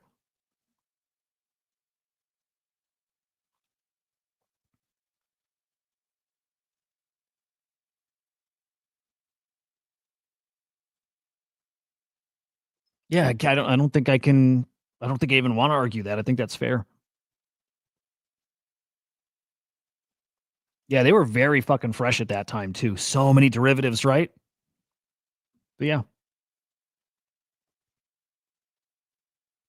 Part of that was like finally getting some like Eastern culture, you know, into this space. Yeah, I like it. I like the take.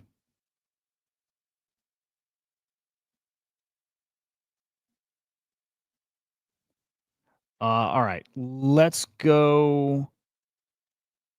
I don't think we got much on 3i Atlas, but let's do 3i Atlas, then J6, which is crazy. The J6 thing is crazy. If it's real, and like, don't know what's real anymore. Actually, like, let me quickly, let's check prices. Oh, are we back in stablecoin mode? Just crypto like completely flat this weekend. This is real, by the way. Like, this is like there's so many factors in this market now. There's so many fucking there's so many factors for our price action this cycle, like always, right? But dude, those OG Bitcoin whales are exiting as they should. But dude, it's wild. Like, this chart shows crazy. Just whales dumping their old cheap Bitcoin. Guys with 100 mil, guys with 500 mil. Here, let me zoom this in. This comes from Glassnode, so we know data's good. So here's what it looked like last cycle, 21, 22. Here's what it looks like in 2025. What was red again? Red was 500 mil. Spent value half bill or more. Spent value 7 year 100 mil or more is orange. Yeah, dude, it's just it's those whales being bought out. And it's a lot. And look, we kind of knew that moves the needle. We got spooked when, like, I don't know, a Mount Gox, and we're talking, billions being returned and maybe liquidated. And right, like, we've always thought that could move the needle. When the government was selling, we're like, fuck, we're fucked till they get through their, 10 bill, 30 bill, whatever they were dumping at different times, right? We've just had that sell pressure throughout this cycle all year long. Starting basically, like, I don't know if that's exactly at the, like, January 1st right here, or if this is like going back November, December last. Yeah, this would be actually last year starting, like October last year. Probably right around then it started. Yeah, that does end at some point. At some point, that rotation's complete. OSF, I'd rather buy an alt I have a conviction on that's down 80% than buy Bitcoin here. Also fair. Government reopening might be like, yeah, might be real spicy. Might be real spicy. Okay, 3i Atlas. Let me see if I got any other tweets about that. By the way, here's the Coinbase tease. It sounds like they got a launch pad coming, which it might be Echo. I don't know. It's not quite Echo, but I wonder if Echo is tied in. But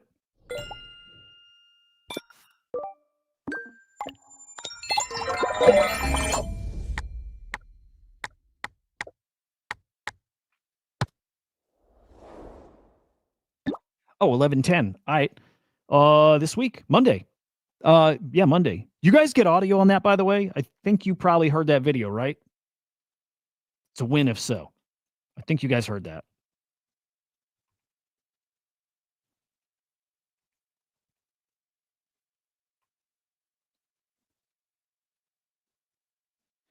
Uh, 3i Atlas.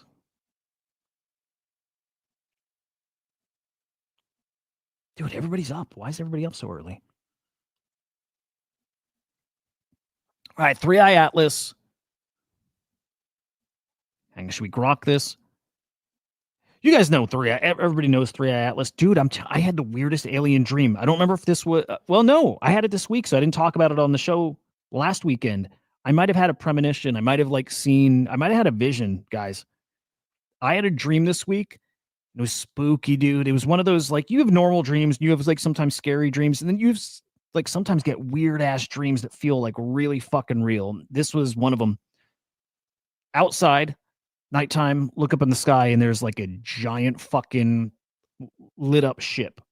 Like big, bright lights all over it.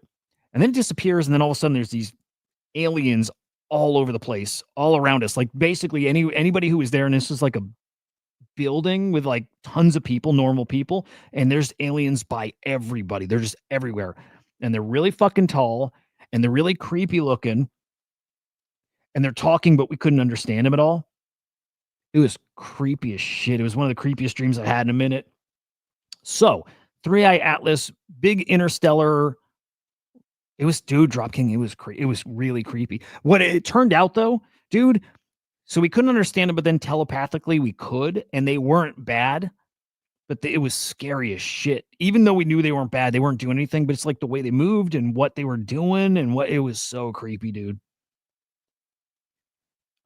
So this big old interstellar rock, we think, and we know all the bullet points, right? As it was coming into our solar system, it's like it's got a tail that's facing the sun, which is weird. It's got a composition that's weird. It's got copper, I guess, which, you know, is kind of has to be manufactured. Is not the right word, but it's not natural. Or is it nickel? I think it's nickel.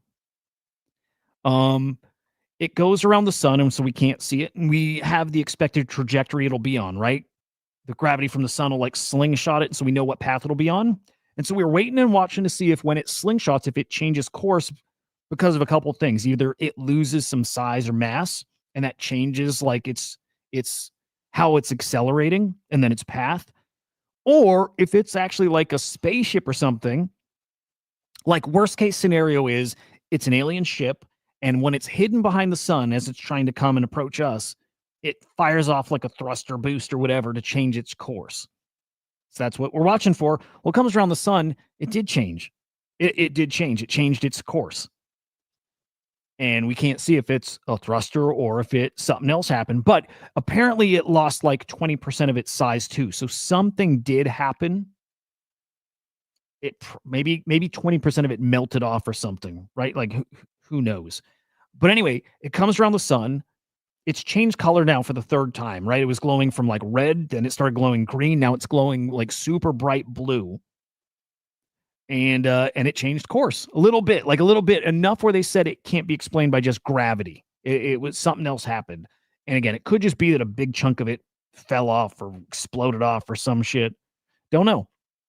But they've also found, let me see if I can find two. They found another object now between us and Three Eye Atlas, meaning there was already another rock coming into the solar system. There was something else that we didn't track till it just got like right where we were looking. Or if it's a ship, maybe it's sending out a scout ship. Like there's another object now between it and us. Pretty fucking weird. And NASA's not giving us any pictures. It's crazy. It's pretty crazy. So basically, we've been waiting for like data to say all along the way from when we first spotted it to it coming around the sun. And by the way, it's closest to Earth in I think 4 weeks or 5 weeks. We were waiting to see anything that we could like prove it's just a space rock, right? Like, oh, it's a space rock because of this, and because of this, and everything's been the opposite. Tail facing the sun, it changing its course a little bit, its composition, the way it's glowing, everything about it's just been weird.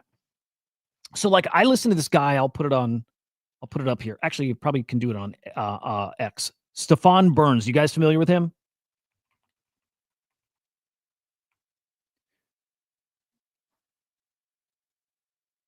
That's not him. Am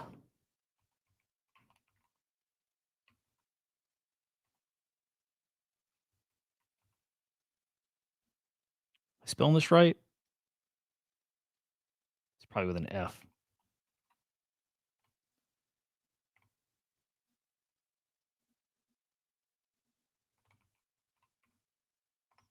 I want to find him. He's fucking great.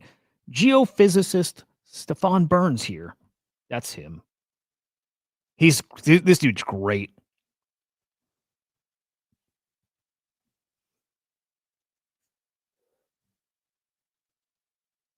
Oh, and it's got a tail again. Okay.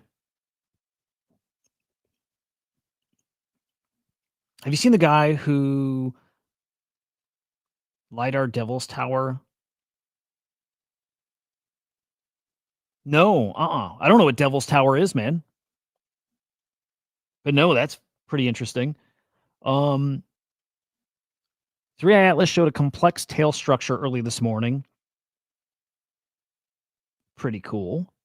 Probably facing the correct direction this time.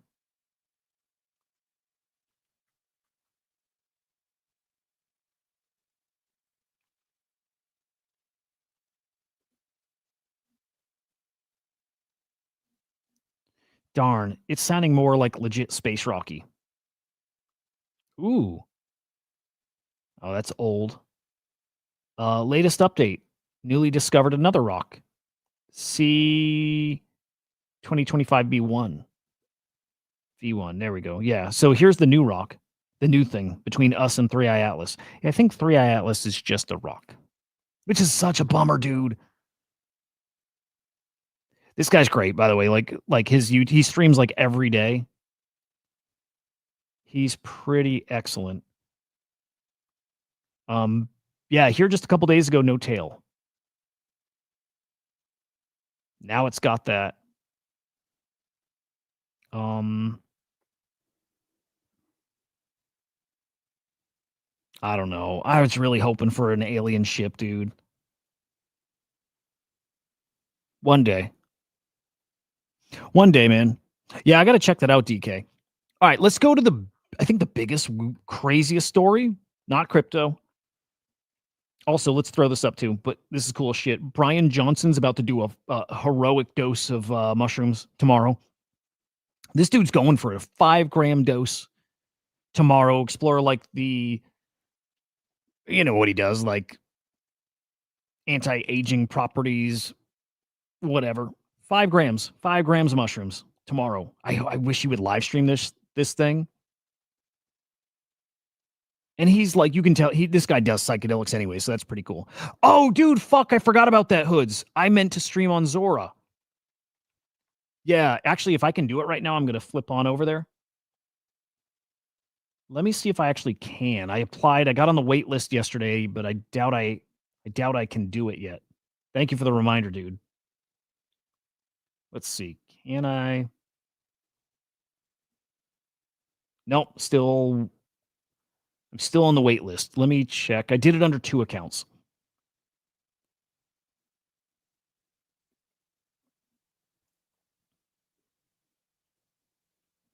Maybe gravity.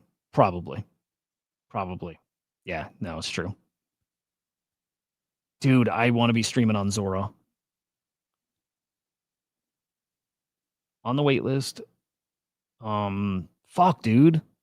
I hate that there's a wait list. All right, let me try my other account. I have 2 accounts. It's man, you know, with like newer platforms, not like Zora's new, but like new enough where they don't have support. And like I've got 2 accounts. I have HUDAH and then HUDAH 1, and one of them I have a content coin under, and I can't. And the one I have a content coin is not linked to my X account. So like people won't be able to like verify it's me, which is kind of annoying. And there's nobody that is going to help you switch it over. Kind of sucks. So like my my Zora account is not great. But let's see if we got verified under one of these accounts.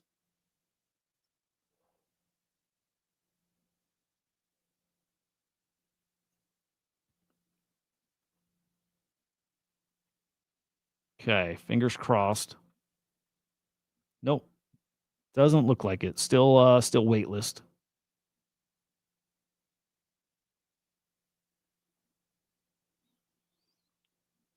All right, looks like we're waiting for that.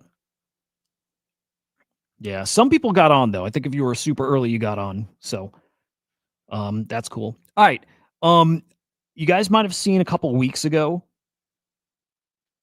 I think it was like the FBI put out like information about the J6 pipe bomber, and they're like, "We need the public's help." 5 years of them looking into it, and they've not found the suspect. And then this is probably a big old conspiracy theory, by the way. Like, no idea. Seems like it is. But they might have tracked this person down. I think the DOJ is denying it. Yeah, 5 grams is crazy. I like it, dude. Yeah. Um,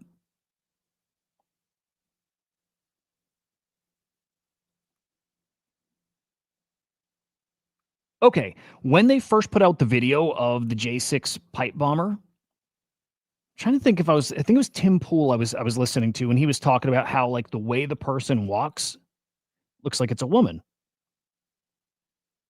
And I could kind of see it, and I don't know enough, so I don't know.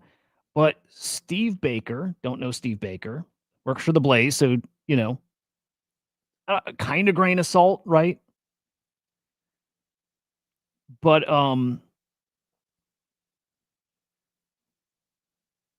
I think he actually dropped the name of who it is.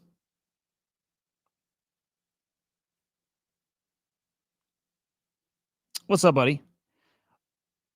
Dude, I'm pretty bullish on that one. I mean, I wouldn't work with them if I weren't. I like that one. I think their V2 is going to be spicy when they announce who they've partnered with. And yeah, I like that one a lot. But they're very quiet on Twitter, and so most people don't know. And that might change. We'll see. We'll see. I'm pretty bullish on that one. Anyway, I'll do the TLDR, but they've put out a report saying who it is. And if it's true, again, DOJ is saying it's not true, but if it's actually true, it fuels the conspiracy theories that make like J6 stuff look like an inside job. Because the person that they're saying actually was the bomber, and what they did is they took this woman who is a what is she? She was like a Capitol Hill police like officer. I'll get this accurate, right? Yeah, former Capitol Police um officer. Yeah, is a forensic match for the J6 pipe bomber. The forensic match is like they use some tech and like a human expert to analyze how the person walked and compared it to how she walks. And they're like, it's like a 94 to a 98% match. The like AI tool or the tool puts it at a 94% match. And then the expert, the human expert who analyzed it said it's like more like a 96, 98% match. So people were saying that there was J6, part of that was inside jobby. This tracks. I don't fucking know, obviously. I want to see her walk though. But oh, I buy it. By the way, I totally buy that. I just think everything's an inside job at this point, you know what I mean? I just do. I don't trust anybody, I don't trust anything.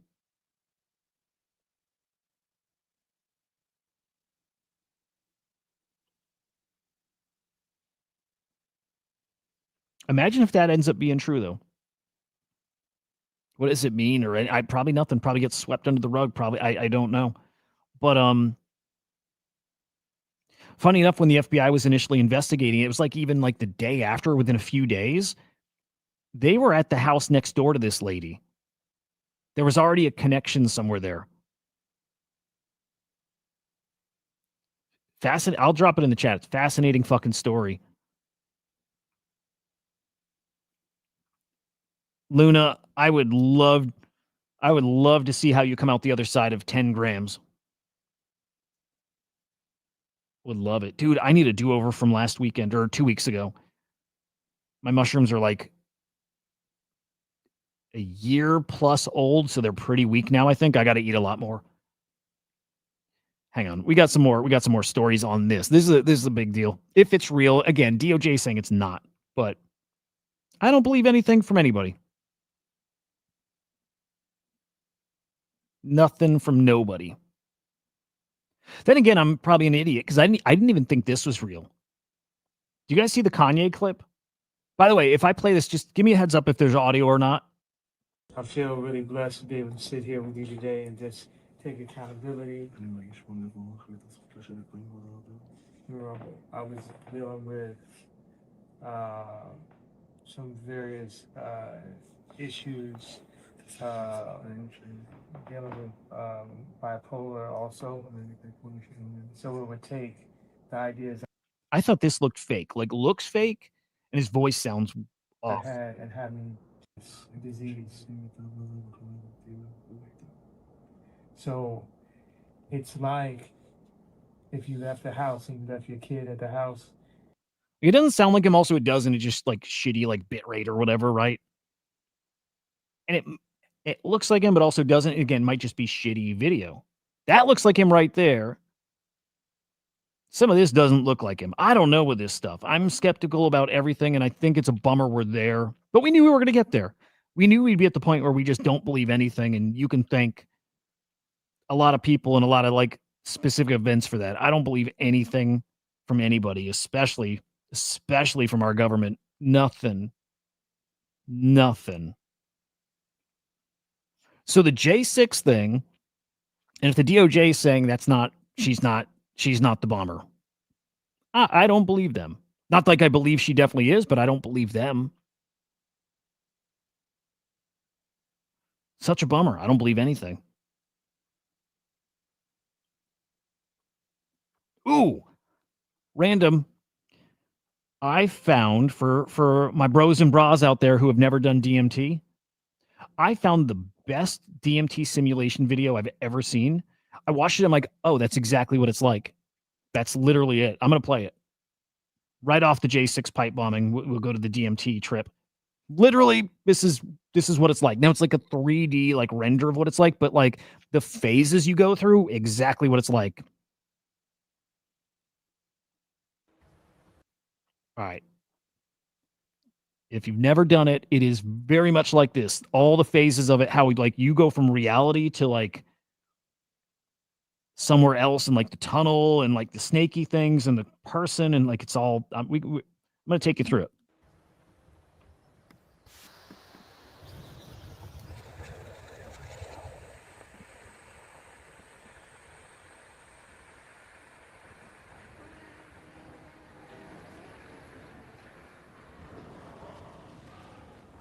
Okay, 3D, but just imagine this is like photorealistic or like a real video. You are in your room, and then all of a sudden you smoke, and the sounds get amplified and almost like hollow. But sounds get super amplified. You hear like the echoes of the room. You hear your sensitivity of your ears is dialed up to like 1,000, and your vision dialed up to 1,000. You see all of a sudden you see in high def. It's not like you see distortions. You don't see that yet. It comes on pretty quick, but right off the bat, you see in high def, and it rocks you. Like you smoke and it hits you, and all of a sudden high def everything. And then it starts getting weird.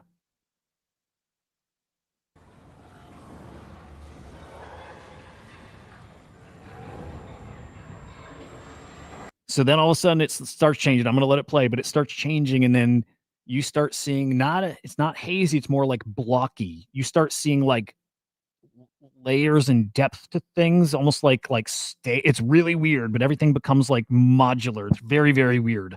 But you see it all of a sudden like transition. While, by the way, again, your ears are dialed up to 1,000, your eyes, your vision dialed up to 1,000. So is your brain sharpness. Like it really is like you got up, went for a jog, had a cup of coffee, maybe had a Zin, like you're like dialed in sharp with it, like analyzing, like your brain is not, it's not like it's overworking. Point there is it's not like a narcotic. It doesn't fuck you up, and it's not fucking with like you know what I mean? Like you're thinking very clearly and very sharply. So what's weird about it, because everything you see, it's while your brain is totally intact, totally coherent. You're processing stuff like normal, just sharp.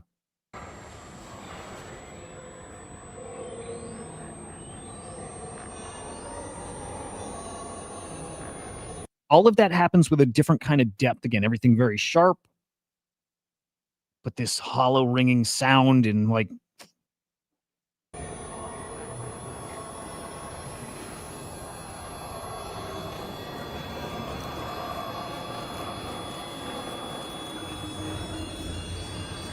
And then reality fades away, and you start heading into the other place, and you'll see then through a tunnel. You always go through the tunnel.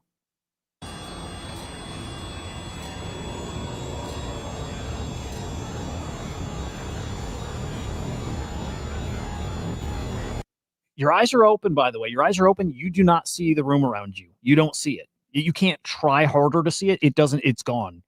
It's like your antenna is now dialed into a different frequency, different station. You don't see your room.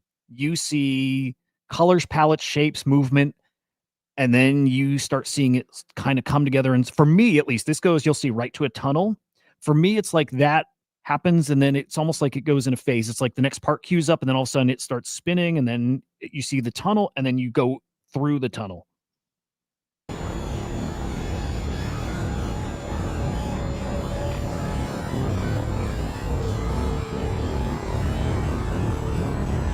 Great chart.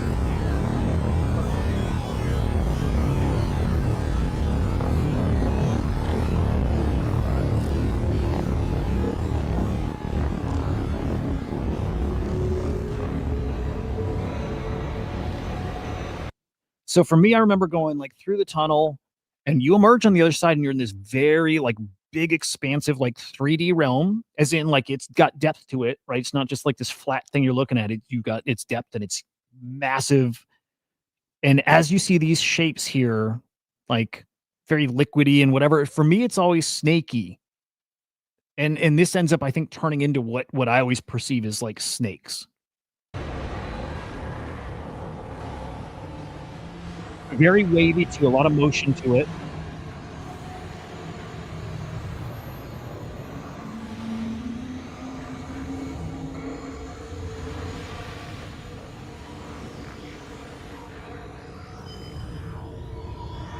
I always see those snakes. And they very much to me feel like they're snakes, but it's weird how it all kind of comes together and it's like kind of rotating, and always get that.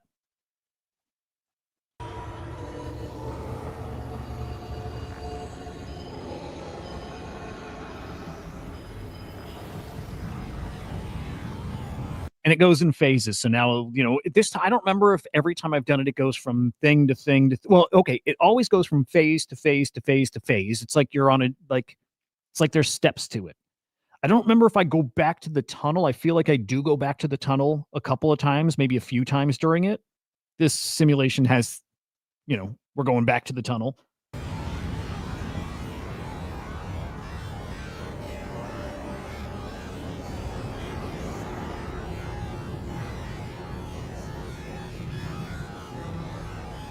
Dude, I recommend it to everybody. It is the most that is the like, mushrooms was life-changing. I did this before mushrooms. The first psychedelic I ever did was DMT. It was life-changing. I literally emerged from that and like, "Oh, there is a God, huh?" Where, like, I grew up religious, I moved way away from it, and then I did DMT. I'm like, "Oh, shit, there really is a God, huh?" Like, there really is, and by that, I don't know what that is. I just realized, "Oh, there is a whole other side." Like, there really is. I have no doubt when I emerged from that, no doubt now. I'm like, there is a whole other reality, realm. There is somewhere else that literally constantly exists. We just don't see it. But like, this convinced me of it because I'm like, I'm seeing stuff I didn't imagine. I'm seeing stuff that like it wasn't planted there before, and I'm just seeing it because I'm fucked up. It wasn't that. I'm like, oh no, I'm seeing stuff I've never seen that shape. I've never heard that noise. I've never seen that person. I've never heard that language. I saw and heard all this stuff. Where I'm like, that didn't come from my subconscious. I'm like, that's a thing I'm seeing like live right now. I highly recommend it. What guy, by the way, English? Who made you want to try it? Everybody should try it, dude. Fucking amazing. And it's so short. It's 10 minutes. Feels like a long time when you're in it, but it's 10 minutes, 15 minutes at the most. It's pretty quick. And when you're done, and you'll see at the end of this, when you're done, you're done. You literally, when you're done, can go, again, like, I got to say this safely or whatever, but you can go drive. When it's done, 10 minutes later, you're 100% normal. Nothing, no part of you is altered. You're 100% normal.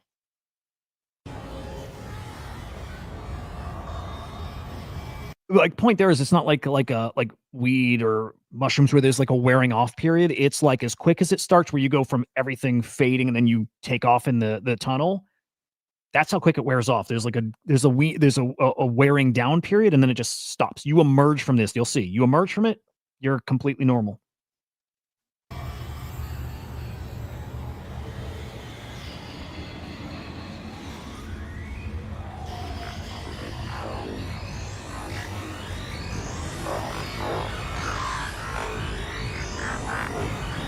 This gets weird.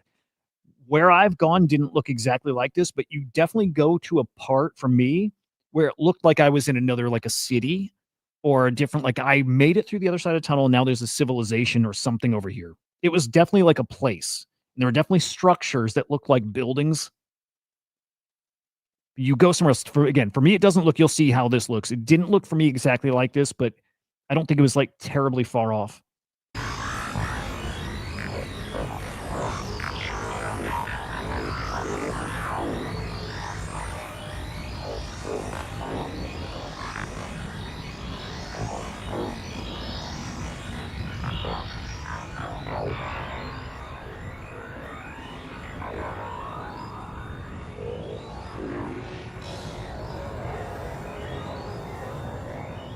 Yep. Okay, then you hit the next phase. And for me, so you do see people there, you see beings there. For me, that way that room is rotating, I'm gonna rewind it for a second. I might hang out there a little longer. I'm definitely in a very spinny, you know, queuing up the next phase, and then usually for me, like a being emerges in there. But that room rotating thing for me happens, I'm there a lot longer, and it's probably different every time, right? Those phases last longer, shorter, whatever, but that room spinny thing, I remember being there for quite a bit and then meeting somebody, something, whatever.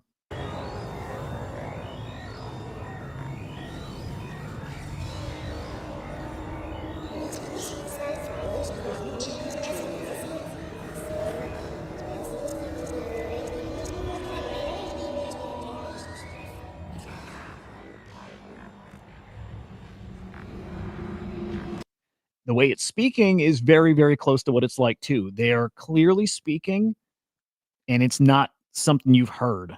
It's not like when, you know, you see a religious Protestants who speak in tongues. It's not like gibberish like that, and it's not a thing you've heard before. It's like fucking it's like somebody really, really talking, and it's sometimes a lot of voices, but like it all feels directed at you. And that's not what the being I saw looked like either. I saw much more like hard to describe. I've seen other simulations that are closer to it. I didn't see something that looked like a skeleton kind of face there, but you see something in that thing that's there, and you know when you're in a room with somebody and you can, even if you don't see them, you can feel that they're there. You know what I mean? There's something there where you can kind of perceive it. You feel that here. It's like you're not. It doesn't feel like it's your imagination, and I shouldn't even say feel. It's like you know it's not your imagination. You like know there's somebody really there, and you're having this interesting dialogue.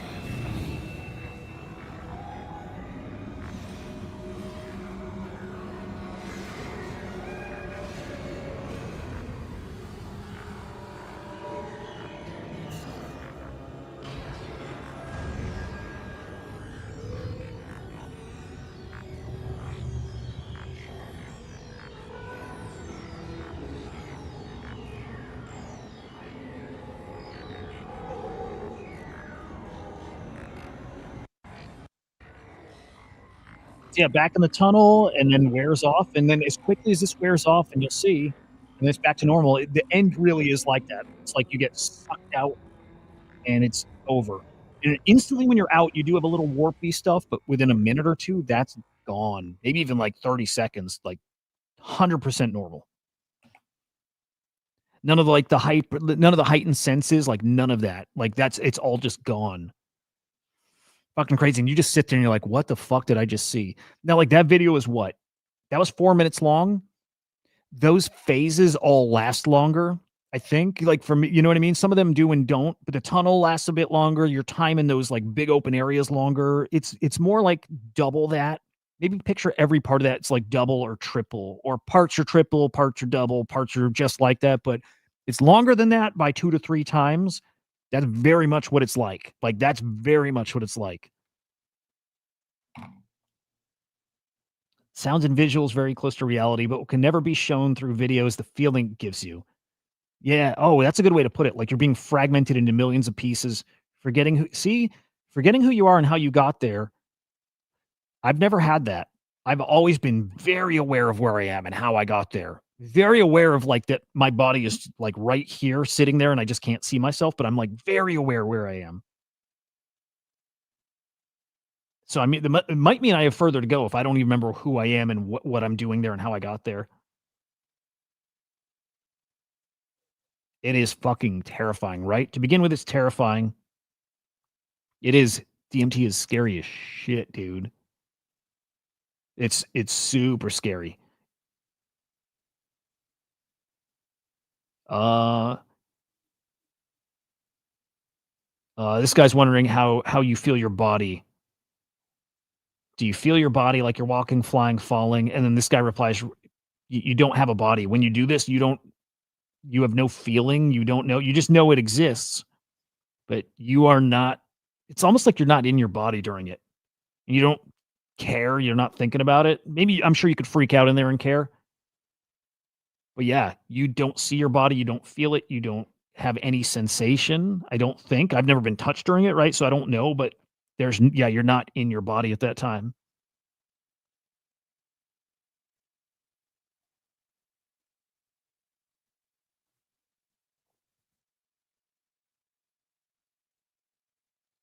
Now, this is a good point too. And I don't totally agree, but he's saying these videos don't convey meaning, which I agree. They're just random animations. I don't think they're random, like they're pretty accurate, but he's right here. When you're on DMT, you understand the things you see make sense. Like you understand it. And again, even in the perspective of like you just smoked something, your body is somewhere. Like you perfectly understand everything that you did and happened and what you're seeing. And like you're like amazed when you're seeing it, like, oh my God, like I can't believe I'm really seeing this. And then when the thing is talking to you, you're like, you can't believe that thing is really there, really talking to you, and that it's really trying to tell you something and that you can understand it too. The sounds are accurate, right? Visuals, okay, there's this dude saying 0.1% of the real thing. That is, they're like 10% of the real thing. It looks a lot like that. But again, when it's 3D and it's not you just looking at it, but instead you're in it, it's definitely like way more intense and way more even real feeling. I wouldn't say it's 0.1%. It's that one's the most accurate I've seen. Yeah, this is funny. There's always a hesitation, you guys. I don't know if it's hard to see. Always a hesitation or an apprehension about going down the rabbit hole again. It's scary as shit. He said it's hard to put your finger on why, but it's scary as shit. Like there's been times where I've had the opportunity to do it and I don't because it's scary. Even though it's only 10 minutes, you're like, fuck. Maybe it's like a fear that you do it and have one of those bad experiences too, and you're like, I don't want to chance it. But it's the scariest thing I've done and also the craziest, like, and best. Best. Fucking amazing. Amazing, amazing, amazing. So, oh man, cool shit. All right. I think we'll wrap there. Kind of shorter stream, just 2 hours today. Tomorrow, let me put it up on the screen. Tomorrow mostly normal stream. I'm gonna have these guys on. Really cool guys. I'm not gonna have them on long, right? I don't picture even 30 minutes. I picture more like 15, 20 minutes. I want to check in with what they're doing, see what they're cooking up. Nice guys. I think they're building something kind of interesting here too. So on tomorrow, they'll be on at 10 a.m. Eastern time. But other than that, I mean, I want to do typical stuff, more market, all that. Hopefully we got some happenings today, man. Would love to see some action this weekend. We'll fucking see. Anyway, subscribe. It's Inside NFTs over on YouTube. And on X, you can follow me at HUDAH_idiot. I'm gonna go check out that Rogan episode, man. I'm gonna do that and play a little Arc Raiders, man. Sounds pretty great. Pretty great. We'll see you tomorrow. Yeah, sounds good. We'll see you boys. Goodbye.